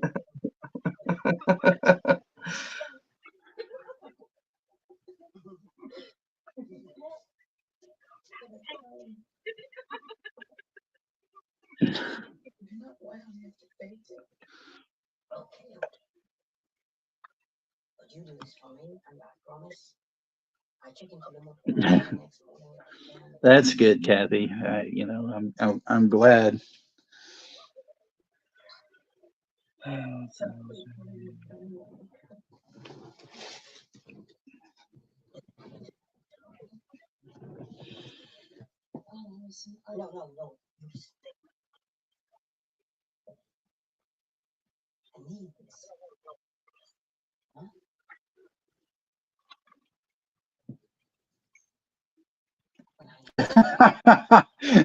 Ashton, we're only crazy when Roche shows up, so then we're innocent angels.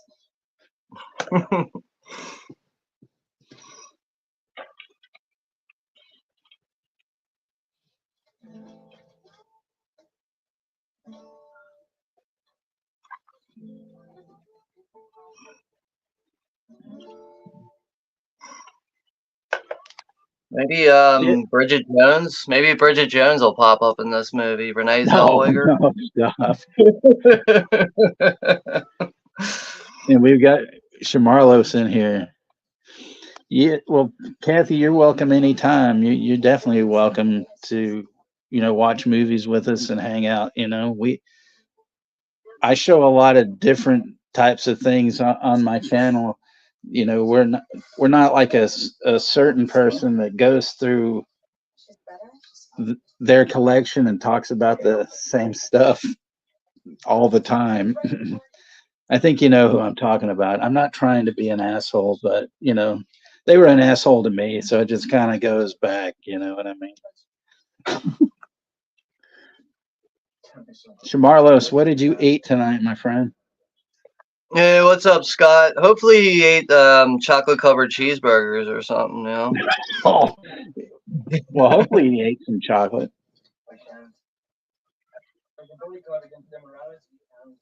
You're very welcome, Kathy. You're awesome. Plus, you're one of the best Prince fans that I know besides myself, so that always works.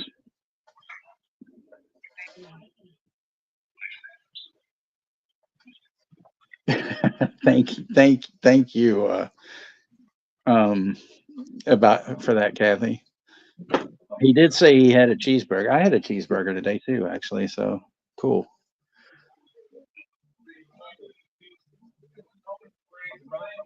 Well, see, you never knew this, Kathy. I always wanted to tell you, but I never got a chance to tell you. But she banned me like she banned Jay and stuff. So, you know, she tried to tell people I was taking over her channel. Hey, Kayla, what's going on, sweetie? It's good to see you.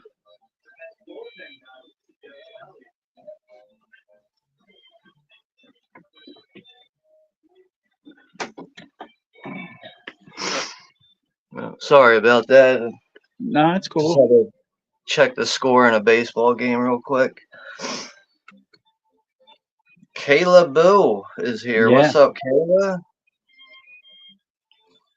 She's got a really good channel where she plays games and stuff, and she always sings "All Her Exes Live in Texas" whenever I go in there. So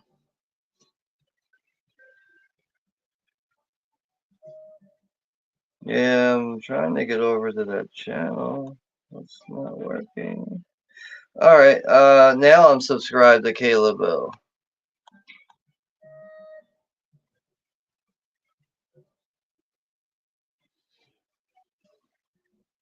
Live streams and videos, looks like, on her channel. yeah, she is Kathy. You know, she she was spreading all this bullshit. You know, she wouldn't say me. You're welcome, Kayla. She wouldn't say, you know, me by, you know, my name or anything like that, but she was telling people on several times before Jay was even on her streams. She was telling them that I was trying to take over her channel and stuff. And I mean, I was going to every single stream that she was doing, even if I didn't want to be there, and I was giving her some ideas because she had me up on her panel like several times, and I said, well, you know, we could do this or that and blah blah blah. I don't see how making suggestions is trying to take over a channel, you know, but you I know, just whatever. don't understand how she can't look at your channel. Because at that time, you really had no content on your channel. No, nothing. I didn't So even know how how are to you do a trying channel. how are you trying to steal content when you yourself aren't even really a content creator? Right. I mean, how much of a fucking imbecile do you have to be to not be able to figure that out? It's just like, wow. And I'm pretty sure she knows that she's dead wrong in that, but she's obviously one of those people that can't, like, you know, take a second and look at themselves and be like, all right, I'm wrong here. Maybe I should just apologize and, you know, be an adult about it. Like, couldn't even do that.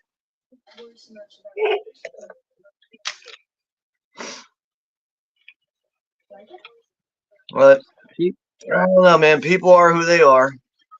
She's just good at throwing people under the bus, you know. So whatever. Yeah, I found that very bizarre. It's like, what the fuck? Like, I mean, you know, if it makes me an asshole, so be it. But I'm not, you know, no, I didn't do anything wrong, you know. yeah, she's like 110% dead wrong for what she did there. Anyway, so apparently they've made this meal, and everybody is just like enamored with the whole thing, and that's good though, because food should be good, and you know. should make people happy,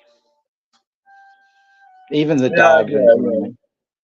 I mean, food definitely brings people together, you know. Yeah.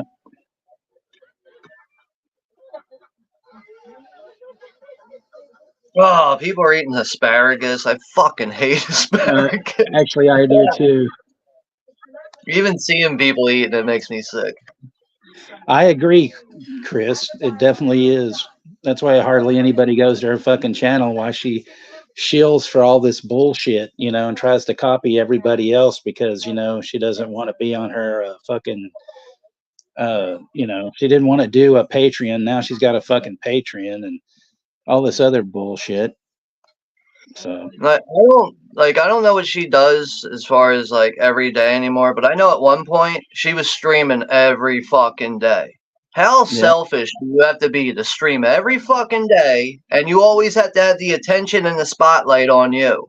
Like, why don't you take a fucking break?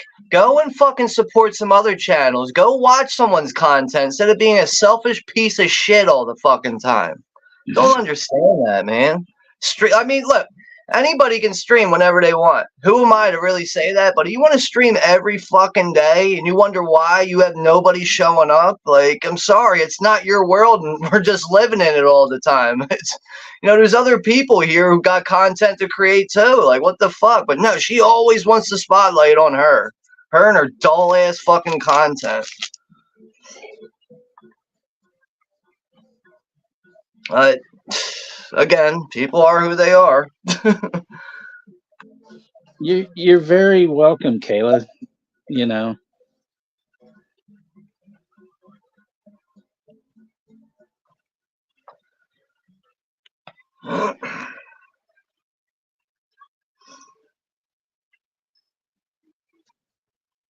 And the old lady in this movie reminds me of the crazy lady from The Mist. When they're all in the store, like that oh religious lady, yeah, she just kind of like in a way, almost looks like her, and just like the same vibe with her. yeah. Isn't that like Marcia Harding? I think. Is Fuck, that? I can't See, I think. don't know her name I think off the I back think of that my is. hand. Okay. Kathy, I've thought about it, but I mean, I know that Jay. I mean, I would. I mean, I don't know. I've actually like tagged him in some of the videos for the watch parties, but I'm sure he's asleep, now or whatever. And we have the lovely Vanta Black is here. Hey, what's up there, V? Good morning. I mean, it's AM here, so yeah, it's. I mean, where I'm at, it's AM right now. It's after 12, so yeah. Good morning. I just, I want to do streams that are happy. I don't want any, kind of bullshit. I don't even want to like talk about this bullshit, but it just Yeah. con- but it's kind of like, since you were here and I'd been wanting to tell you for quite a while, and I didn't have a way to tell you that I just figured I might as well, I mean, it's just dumb, to have somebody that ignorant. Yeah, I mean, like, between like what you and me do, I just look at this as hanging out with good people for 2 hours. It's if people have time to show up, that's great. If not, there's always other streams. Obviously, there's people are busy, can't always just find free time for stuff like this. But I just look at this as hanging out for a couple hours with people, staying on, I guess, one topic, one movie, just talking about that for a couple hours, and that's it.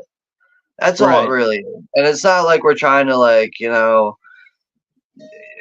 do something better than other people. Like, other people do plenty of watch parties and streams like this. I don't look at it as competition or nothing like that. And I don't get all like, oh, well, someone else is doing watch parties. That means I can't do them anymore because I'm the one that created them. Like, some people like getting like that, but I don't know. I just know that we're here to have fun for a couple hours. That's all. Yeah.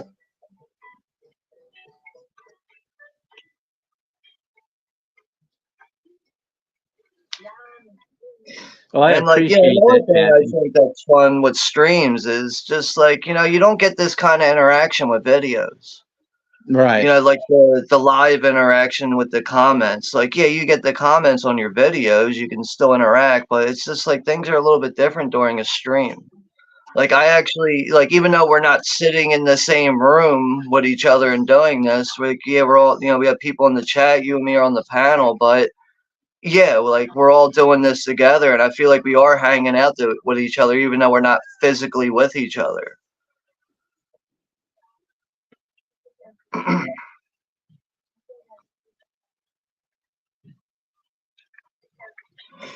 The time, yeah.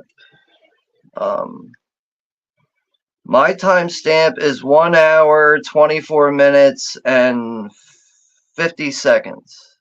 Yep.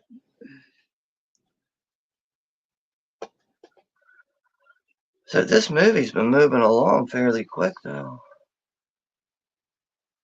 We're like we're coming up on the last half hour soon.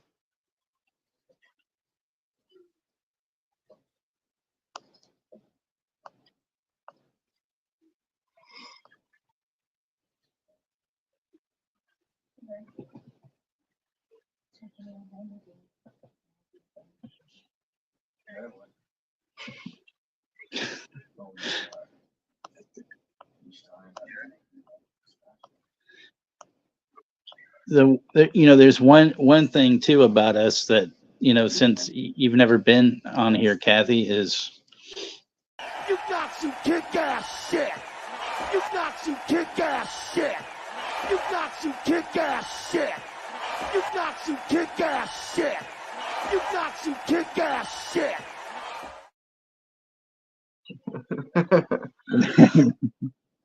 Sure could go for some peanut butter cups or some cupcakes right about now. I really got to go back and download that movie and get that whole segment there when he comes out on stage.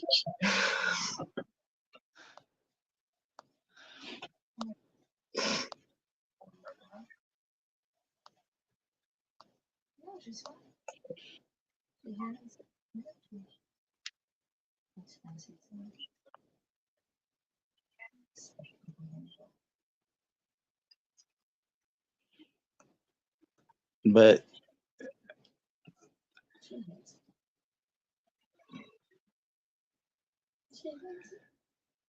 I also forgot our disclaimer. How the hell could I do that? So, okay. Ladies and gentlemen, in order to achieve an R rating today, a motion picture must contain full frontal nudity, graphic violence, or an explicit reference to the sex act. Since this film has none of those, and since research has proven that R-rated films are by far the most popular with the movie-going public, the producers of this motion picture have asked me to take this opportunity to say, fuck you.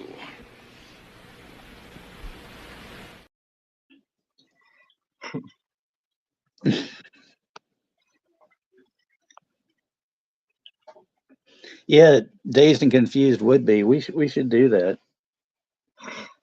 I haven't watched that movie in a long time.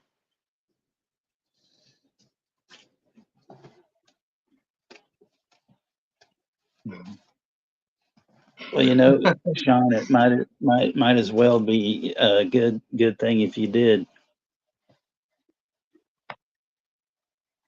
Yeah, I don't have that edition, at least not yet. What are you waiting on?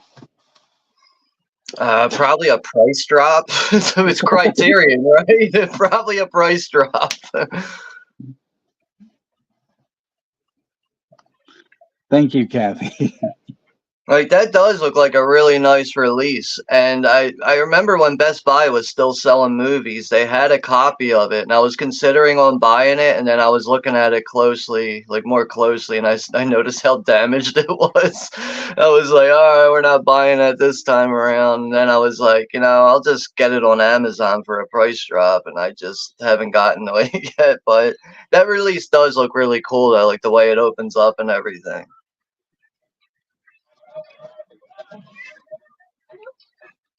There's a fire and she can't find a nook anywhere. Well, who's the one who put the fucking gasoline on the boat, though? I saw someone dumping gasoline. Was that Johnny? That Johnny Depp? Was he one doing No, I that? don't think he would do it. It was probably storm air. Ah, yeah, I think you're right. That would make more sense.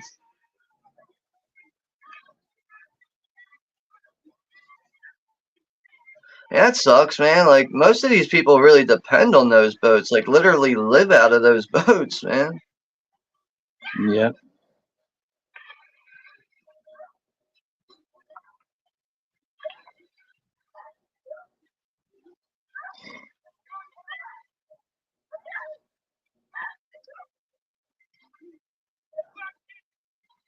What if it turned into a killer crocodile movie out of nowhere? Like, they're swimming in the water and crocs start eating them.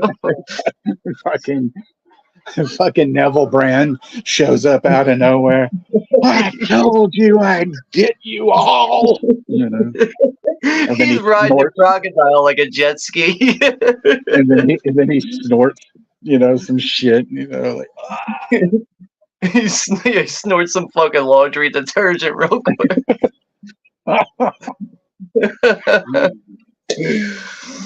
Oh shit, man. But honestly, like just watching this, like I said, that this just isn't really my genre. This movie still has something interesting about it for me right now. Like with saying that, like I guess if I get bored enough someday and like this really arises on my mind or whatever, I probably could watch something like this on my own. I probably should watch it on my own. Well, I mean, especially since you like Gilbert Grape, and he did that movie. I mean, he's done a bunch of other movies that I didn't even realize he's done that I'm gonna have to check out, like that Dog's Purpose or whatever. Never really appealed to me, but since he's the director, I kind of want to watch it now. Yeah.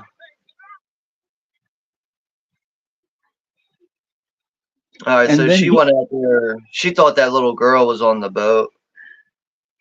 He also did a movie with this little girl before this when she was probably like, I don't know, 4 or 5 years old, about something about the loss of her parents or something. I've never seen it, so I want to check that one out as well.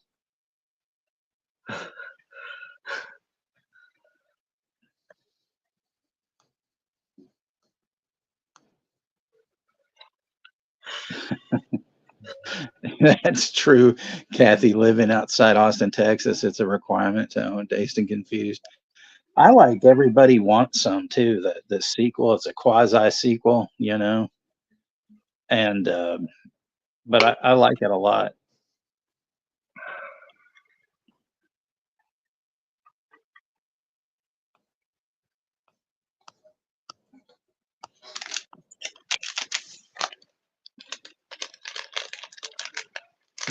The boats are rocking. Don't go nuts.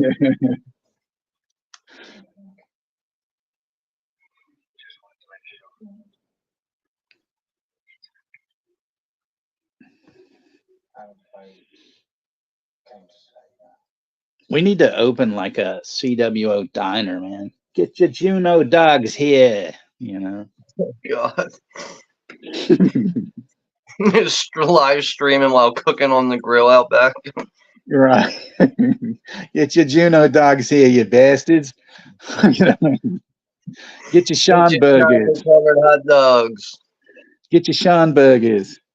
Get your Texas tacos here, you motherfuckers. What's the name of that one Limp Bizkit album? Maybe we can make that food. Oh, the chocolate starfish and the hot dog flavored water. We'll make that. We'll have that on the menu. Sorry about that, Chris. Yeah, same with my mom. Yeah, my mom's a diabetic. But I mean, when my mom died, I don't want to, discuss that because, like I said earlier, there was a bunch of bullshit with that. I'll tell you later, Sean. Maybe some night I'll talk about it if I'm drunk and 3 sheets to the wind, and I've got a handgun. I'm just kidding. I'm kidding. Stop. No, sometimes I'll say shit like that. People are like, "Oh no, don't you fucking dare!"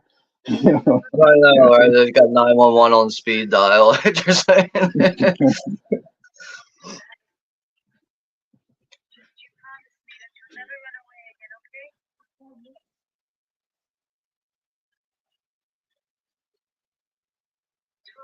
You need to teach this boy the ways of the Matrix. We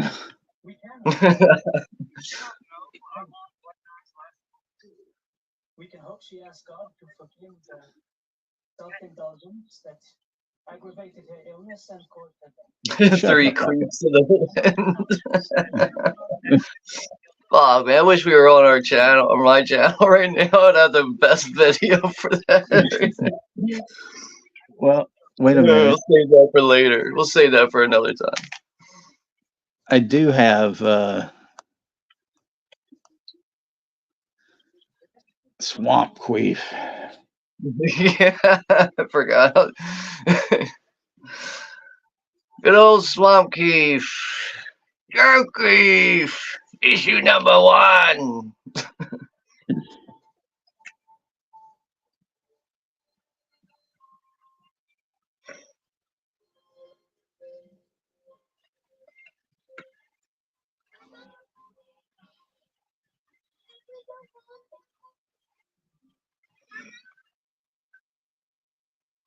Tex, you ever see a Disney movie from the 80s called Something Wicked This Way Comes? Oh yeah, hell yeah. Yeah, it's a movie I grew up with, man. I still like to go back and watch that one from time to time, but it's, to my knowledge, it only ever came out on DVD and it went out of print. And I don't even think there's anything I know there's definitely not an American release for it. There might be like an imported Blu-ray or something, but I'd like to see that movie get upgraded. That movie is great. I mean, you've got, the goddess Pam Grier in it. Yeah, that's right. She is in that. I forgot about that. Isn't it Jonathan Pryce, I think? Yeah, Jonathan Pryce. When I was telling you about that movie, Breaking Glass with Hazel O'Connor, Jonathan Pryce is in that as well, and he's really good in it. Okay. Yeah, he's, Jonathan Pryce, man. He's been in so many good movies and shows. So, Something Wicked This Way, Smuts. Something wicked this way, smuts. Something smuts this way.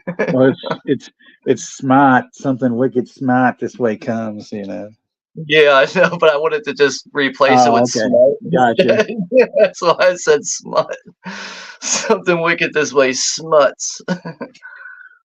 I fucking love Major League too. Just love the whole deal. Where my favorite scene, and it's always cracked me up, is when a guy goes, "Stay away from Susan," and he's just like, Tom Berenger's just like, "Suck my dick."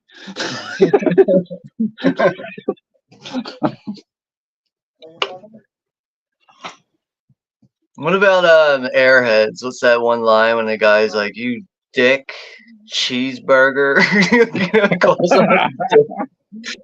He's like, he's like not finished. He needs to call him a dick, and he's like, "I'll just put cheeseburger in there to make it sound better." Oh man, and we're in for such a treat, Friday when we're watching TCM2, Yeah. And the winner of our chili contest is Drayton Sawyer.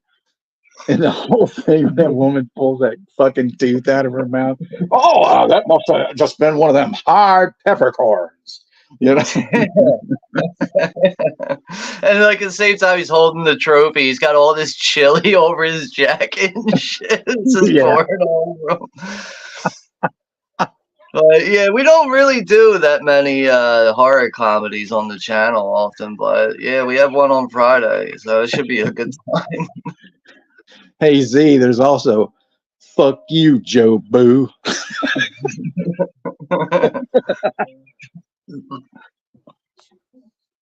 The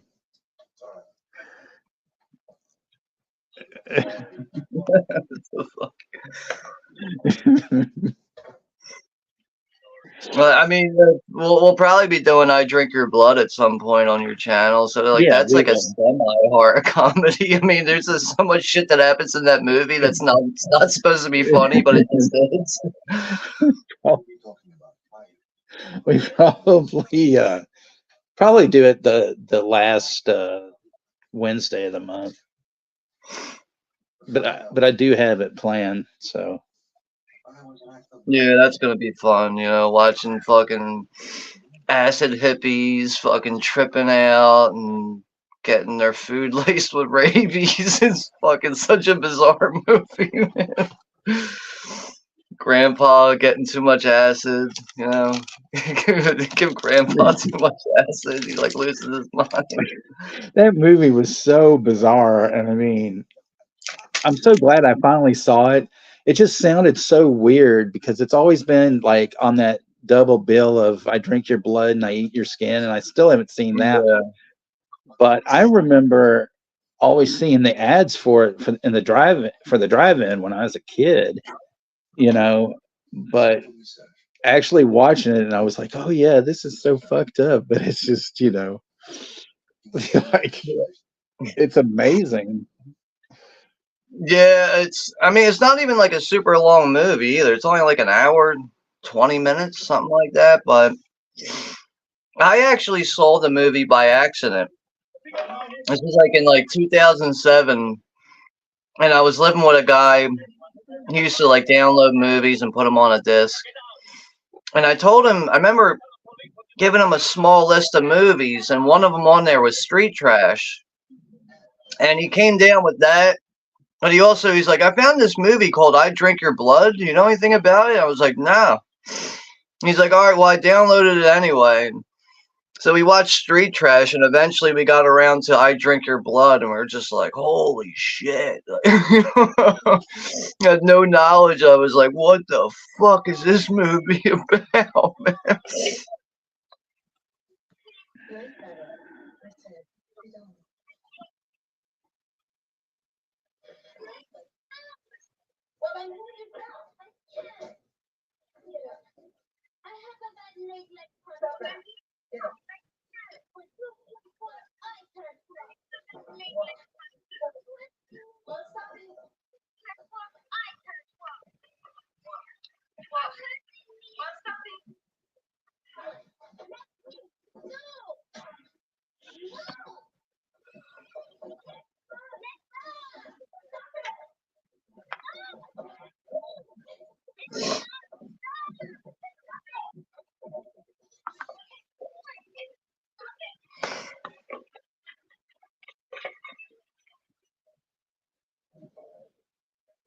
Uh-oh.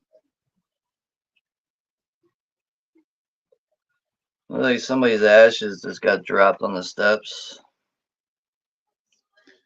Whoops.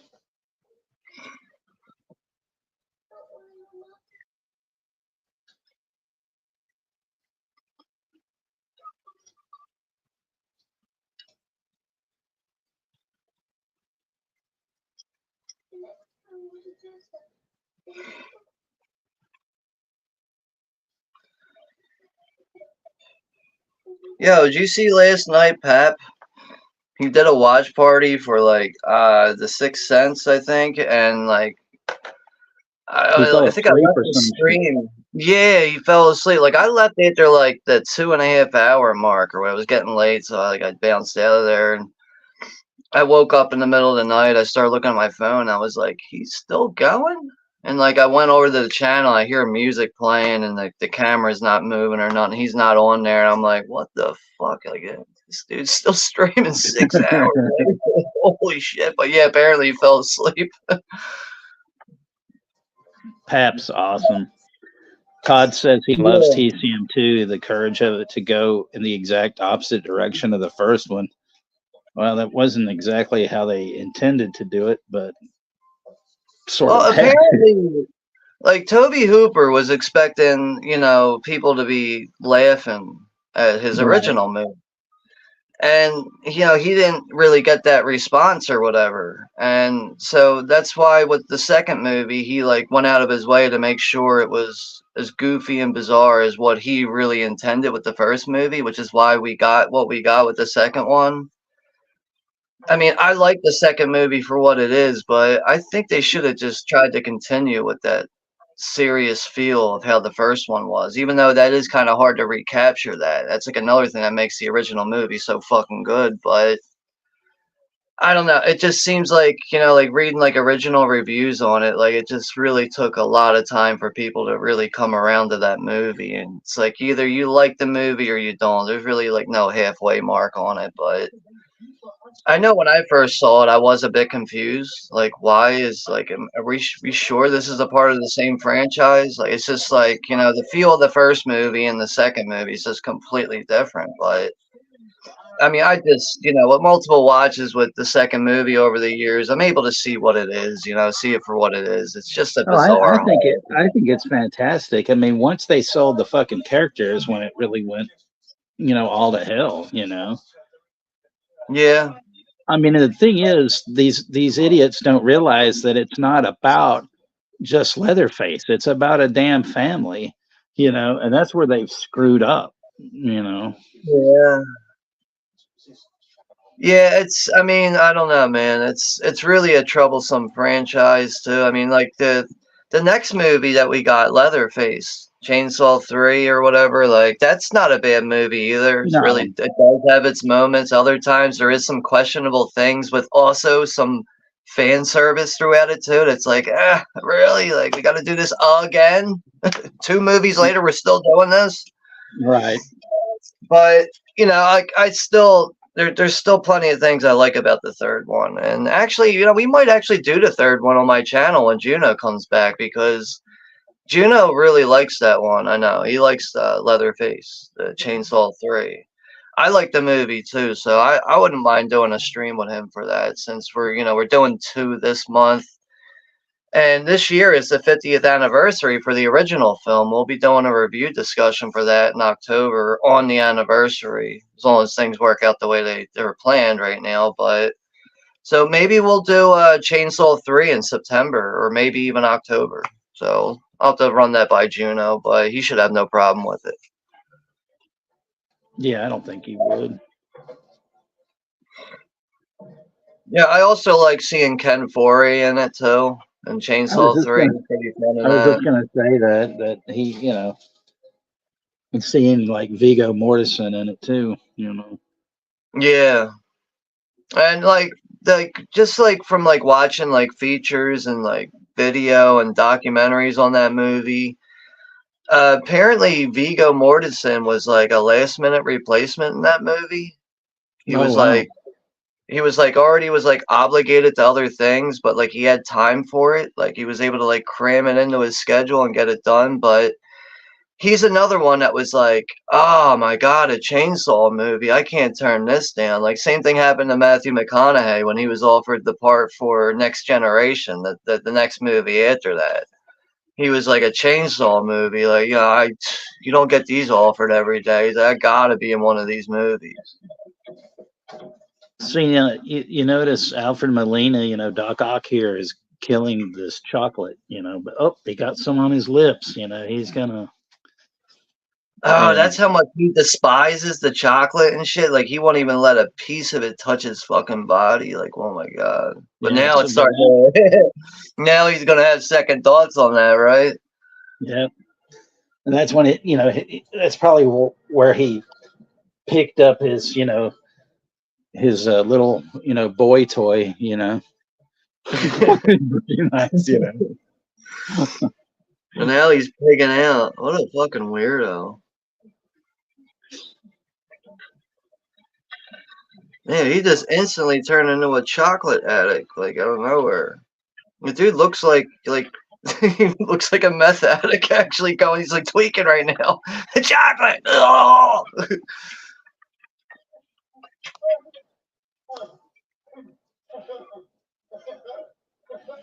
See, it's the things like that you miss out on, when you don't enjoy life, Yeah, it's why I just wish more people would just relax, you know? Just Yeah. fucking relax, man.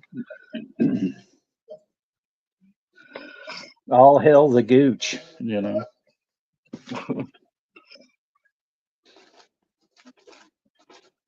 Oh, yeah.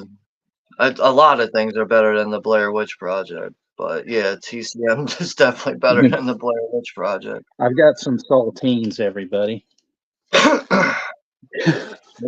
Oh, I here you heard go. that those are really good with Spam or anchovies. Yeah, not for me. You Yeah. know what that reminds me of right now, bringing that up? You remember in the movie The Burbs when they're meeting Yeah. the Klopeks next door and they offer the family, they have pretzels and anchovies.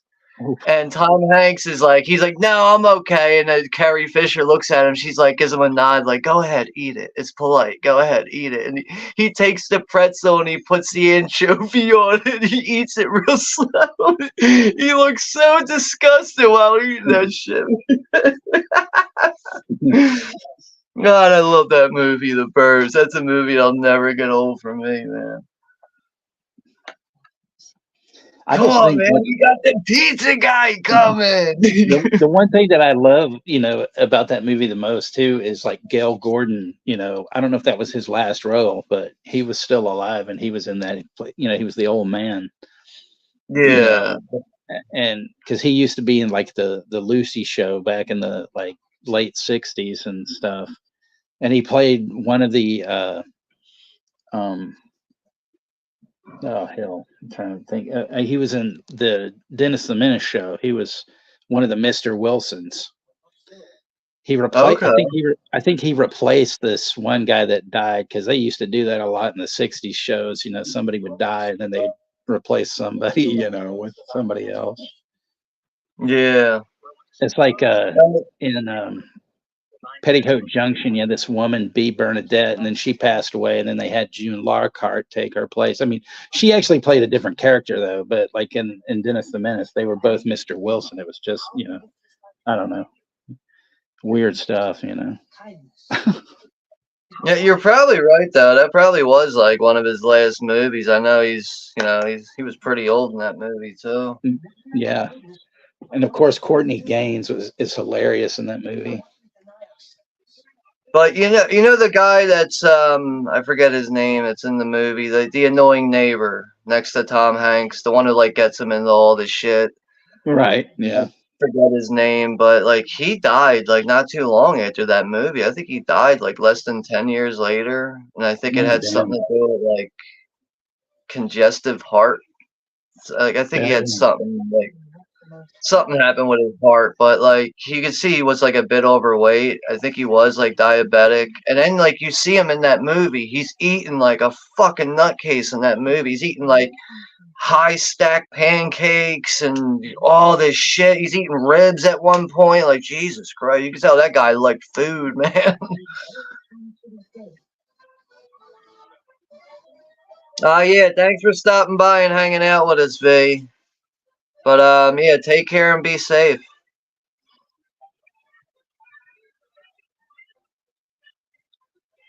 It's the first time we see ice cream in this movie. Yeah, now everybody is all happy, and things, Well, that's cool to see though that like she managed to really transform this whole town over Yeah. something so simple too as chocolate, But see, the thing too, she wasn't, the good thing too wasn't that she wasn't so perfect also, I mean, she had her problems, even though she acted like, she didn't, Right. She's one of those people that puts people before herself, really. Yeah. Which is, in a way, a lot of people would say that's the type of person you should be, but you always have to focus on yourself too before you can focus on others.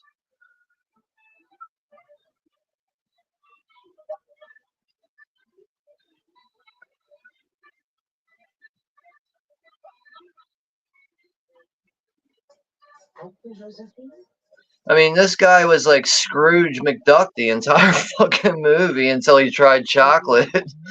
Right.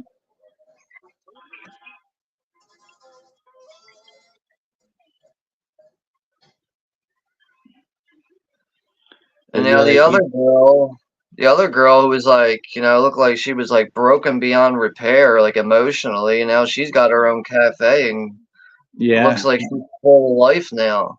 Well, see, I think that's, since because Storm Air was the one that set the fire, and then old Doc Ock kicked him out, evicted him, from the cafe and everything. So he hit the road, and now that's how I guess he became the porn star and the nihilist, after that. Yet to be full.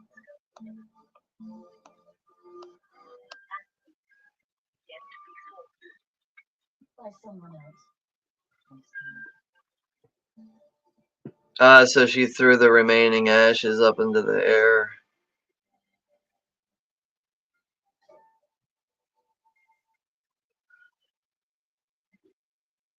And so was the new kangaroo really. And then it went play. When summer came to the little village, a new breeze from the south blew soft and warm.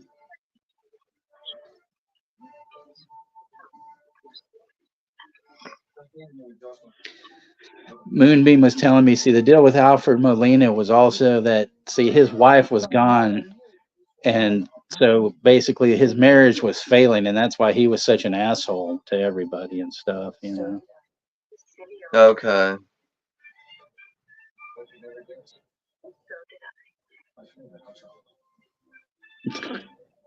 Dang, that hot chocolate looks so fucking good. Yeah. And a big old cup like that, damn.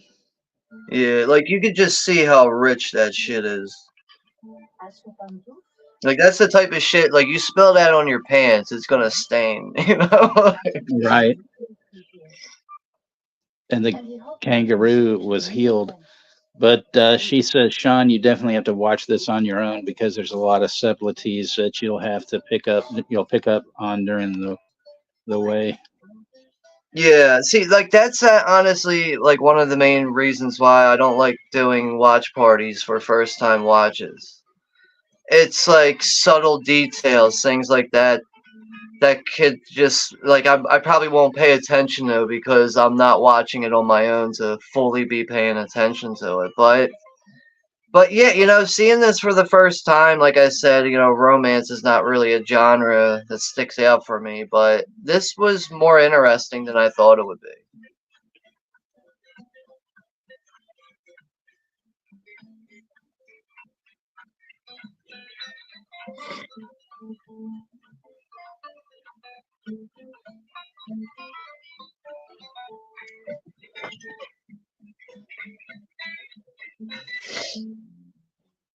So, what do you got? You got anything planned for next Wednesday yet? No. All right, that's fine.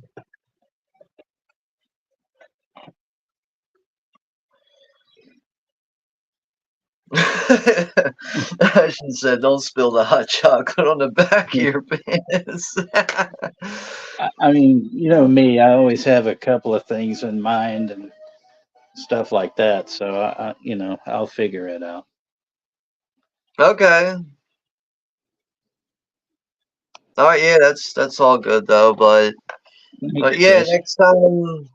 Next time we're getting together, we'll be on Friday. Like we said, we'll be watching Texas Chainsaw Massacre Part 2.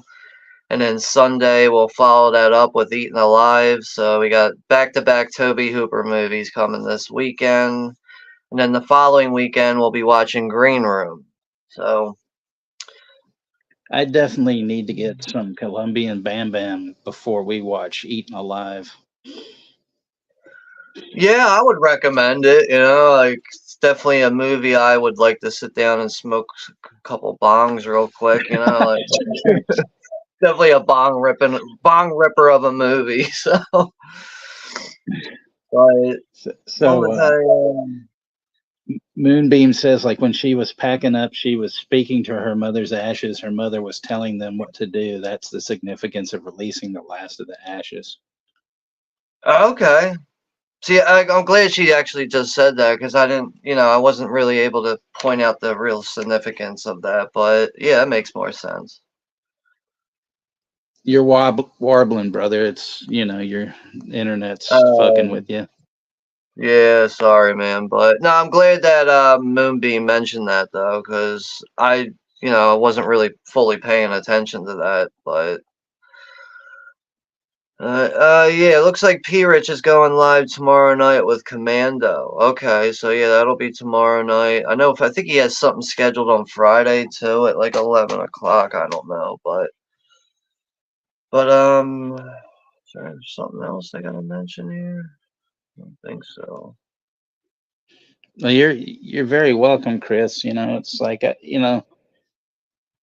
I believe in having an open mind, and not that you guys all have great minds here, but what I'm saying is that I don't know. I've always been into all types of movies and stuff, and so I'm always on the hunt for like things. It's like when I bought Moonbeam one of her Christmas presents, I sent her a copy of It's a Wonderful Life, and she was really surprised because I mean that's like my all-time favorite movie. But she's like, I thought you were gonna send me some weird, fucked up French horror film or something, And I'm like, damn, am I supposedly that obvious, You're gonna buy her the guinea pig box set. Oh man, that's weird you mentioned that because Jimmy was talking with me about that today. I've never seen that, and Yo, I'm those sure. movies, I'll tell you right now, there's some imagery in those movies that'll really make you like, yo, is this real? Is this really fucking Yeah. real? 'Cause it looks like it, man. Like, See, that's the thing, like people get the wrong, perception of horror film lovers sometimes too, because they think you're into like a lot of sick shit, and there's stuff that I won't, watch. I mean, like that August Underground shit. I saw some clips from that, and I'm like, oh fuck this. I mean, that's one thing that I don't like is torture. I mean, I can watch like Hostel and all that stuff, but yeah. that August Underground shit looked too fucking real to me, and I'm like, Well, like what you're saying is like, I'm on the same page of that. It's like torture for the sake of torture is like, really? Like I need a storyline. I need something to lead up to the torture to make it significant. Like it's just, hey, we're torturing people. Look what we can do. Shock value all day. Like it's just, I don't get enjoyment out of that. I need a good storyline, good performances. That's like my number one thing. The gore that comes with it is like putting icing on the cake, you know? But yeah, I don't just like, like I like watching the graphic stuff, but I don't specifically pick stuff out for the graphic shit and then worry about everything else. Like I just, it's mostly like watching a trailer, just reading, what the synopsis is about. That's what pulls me right. in first. And then the graphic shit that comes with it or whatever is just, just enhances the movie. But yeah, it's sometimes you can't just talk to anyone about these type of movies, but I would recommend the guinea pig movies to anyone who has a strong stomach. There is like some really cool things about those movies, but they are pretty fucked up movies at the same time, man. I think they had them on the Arrow, I think, and I don't know if they're still up there. But I did, I think, watch like a trailer, and I was kind of like, ugh, I don't know if I really want to delve into this stuff. Like I can't remember how many there is. I think there's like 3 or Yeah, I maybe think 4 there's just or 5 of 3. them. But I've only seen the first 2, and I watched the first one and was like complete shock value with it. And it was like, like just what I saw in the first one is like, well, what's in the second one? And then like, you kind of get the idea it's really the same thing, except for it just one ups it, makes the graphic violence even more intense. But there really was some shit in it though, where I was just like, yo, like this looks really fucking real, man. Like, holy shit. Thanks, Chester. That's really nice. And thank you, Todd. You always give me such great comments, man. I don't, half the time, I don't feel like I deserve the accolades, I'm with you. Sometimes I'm like, Jesus Christ. It's not just Todd. It's just like, other people that leave, comments to want to interact, which is probably what I appreciate the most on YouTube, because I will definitely take, the comments that Todd leaves over people that just, hey, awesome video, dude. Like, no shit. That's why I uploaded it. Like, but, it's obviously he's someone who wants to interact with people. Not everybody's on that kind of page, though, but, people are who they are. But yeah, it looks like we have 11 people left here in the chat. But yeah, thank you all very much for joining us tonight. So it's another good time. Thank you for the kind words and listening to me babble about my mom and stuff. And, oh boy. So I guess I have this one story I'll tell real quick. For years, and actually this was when I was going to tell Moonbeam, but I told her, I said, I can't text you this. I have to tell you this like on the phone or in person, and stuff. And so like, okay, so I was working at this place. It was a Del Taco. I was very, I was out of high school, but I was really young.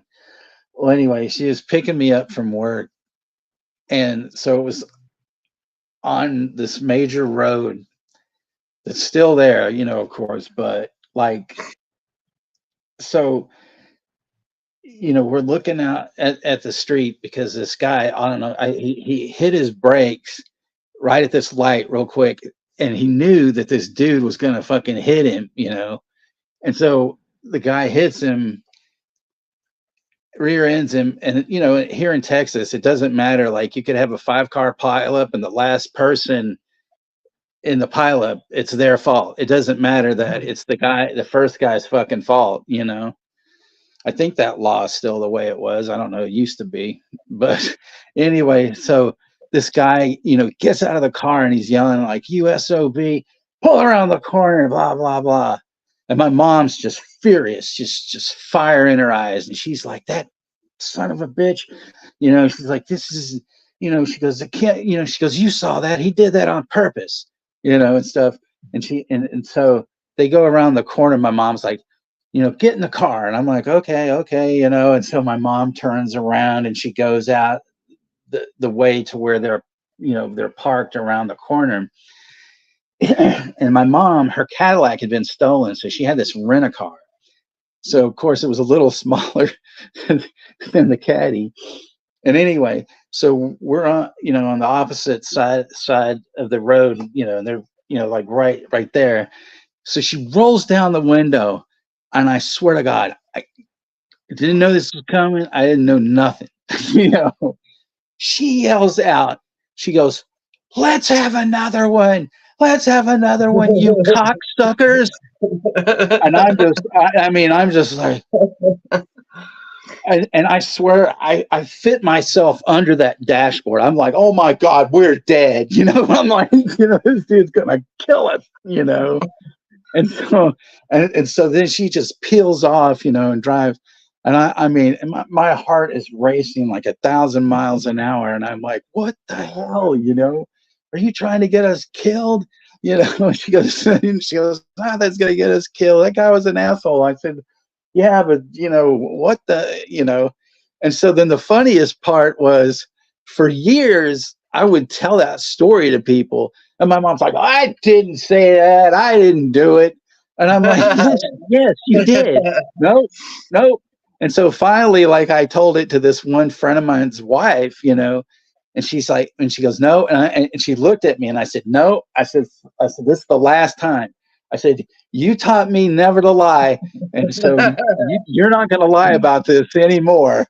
And so she's like, okay, yes, I did it, I mean, it was just insane. I mean, I was just like, what? My mom does the same shit though. Like, I'll be like, nah, this is what you did. No, I didn't do it. Like, all right, once you want to tell it to other people, you don't want to be honest about how crazy you were, right? Thank you, Rosalie, and thank you, Moonbeam. So, I just, it was just so funny, and it just, I mean, she could just be, just totally crazy, sometimes, and then she would tell friends of mine, "Oh, my son's like totally crazy," and then I'm like, "Yeah, well, where do you think I got it from?" And stuff, you know. But she would always say, "You shouldn't curse," and I'd say, "Okay, mom," I try not to curse. And the next thing I know, she'd stub her toe or something, "Motherfucker," and I'm like, "Mom," you know, you know. That's the way it goes, man. but but yeah, she was definitely something. Oh man. Even if we were mad at each other, I mean, it was like, like the next day, she's all like, "Hi, I love you." I'm just like, me too. You know.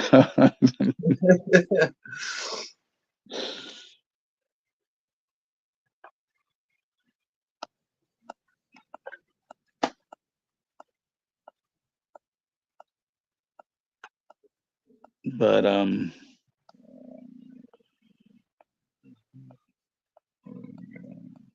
I think since if you know,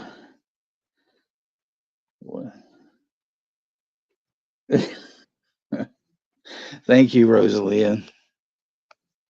I'm watching 50 films I own before I get any more, so about 38 more to go. Well, that's the way to do it, Chris. That's why I like doing Gizmo streams because, I these and then, I'm able to watch, those others and then move on to the next ones. And some days I'm just like, oh, yeah, I haven't watched this. I need to watch it, you know. So, Yeah, it's a good method to get around to finally watching stuff, but sometimes I just throw stuff in like a certain area. It's like near my dresser, really. It's like right. movies that are all stacked up to ones that like I'm just like, yeah, I'll get around to these eventually. But like sometimes I just like to forget about it completely because then I'll be over there for something else and I'll be like, oh yeah, like I got plenty of shit to watch, like I forgot about this shit over here. Well, thank you, Chris. I appreciate that.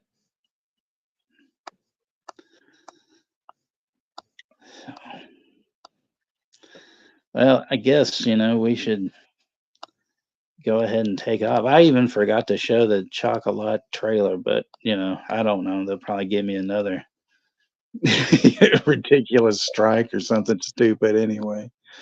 Yeah. Yeah, for like 3 seconds of it. Like just like that Right. CWO video I played and it had Billie Jean playing in it and it was like, well, you played 8 seconds of Billie Jean, you can't do that. It was like, oh the fuck? Then take it the fuck out, man. Like what the fuck? Fuck do I care, man? I still think it's funny that they, on the Filth and the Fury, they give me a strike on the damn Bay City Rollers song and say that that it's only blocked in certain the stream is blocked in certain areas and that it was Russia, and I'm like, well, those commies don't need to watch my shit. Give a fuck, damn Yeah, I fish get head that eating vodka too. swelling bastards. Let's be racist on the way out of here. Hey, I'm not being racist. They always want to nuke us. What are you talking about? I'm just kidding. They're asking for it. Bunch of suka. Bunch of sukas. Suka mami, what's it? Suka mami babushka. I know a little bit of Russian. I think babushka. I think that means bitch in Russian. Babushka, or so. I think that No, means babushka is grandmother. just I think, like that, I I think think that's it's just grandmother. Actually, I think it's yeah. that. No, it's not. It's definitely not a bitch because Kate Bush has that song called Babushka. So I don't think they'd be saying you bitch, you bitch. Yeah, I think suka. I think suka is bitch in Russian, but I think what's this? Yeah, the other one was grandmother. I think I got that mixed up. I don't know. I'm bad on language.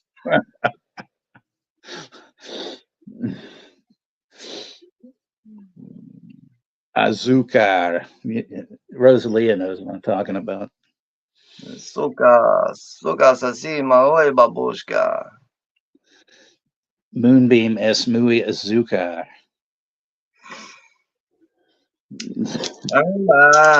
양바, 하지 마. 영양 주세요. Cream of some young guy. Yeah,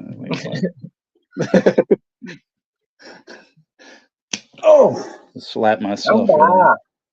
양바. Hurry up, bye. Hurry up, bye. Holy smokes. You want to go for a walk? Yeah. All right, Well, well, thank but you, everybody. yeah.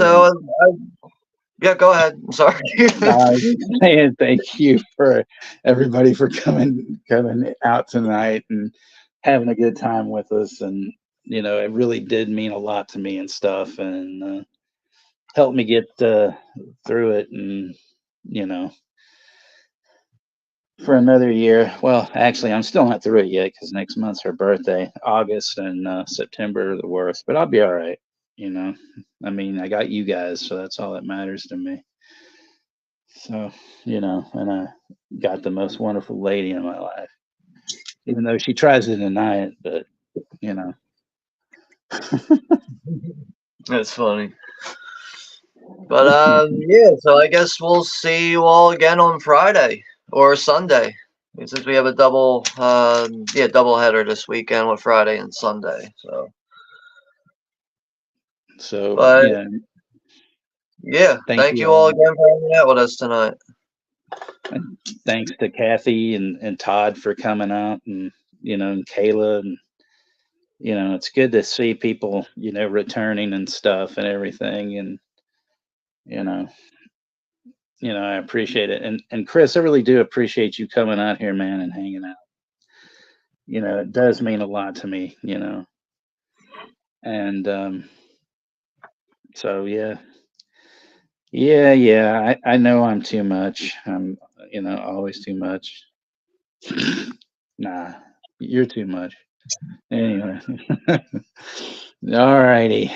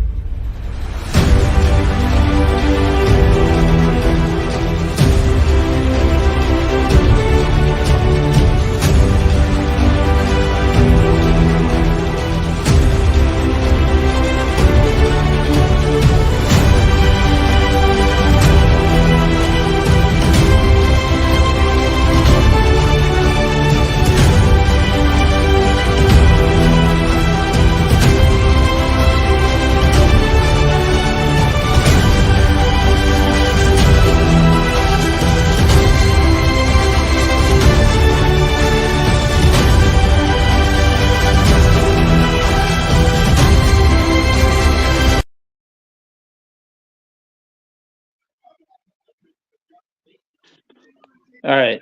So, good night. Love you guys.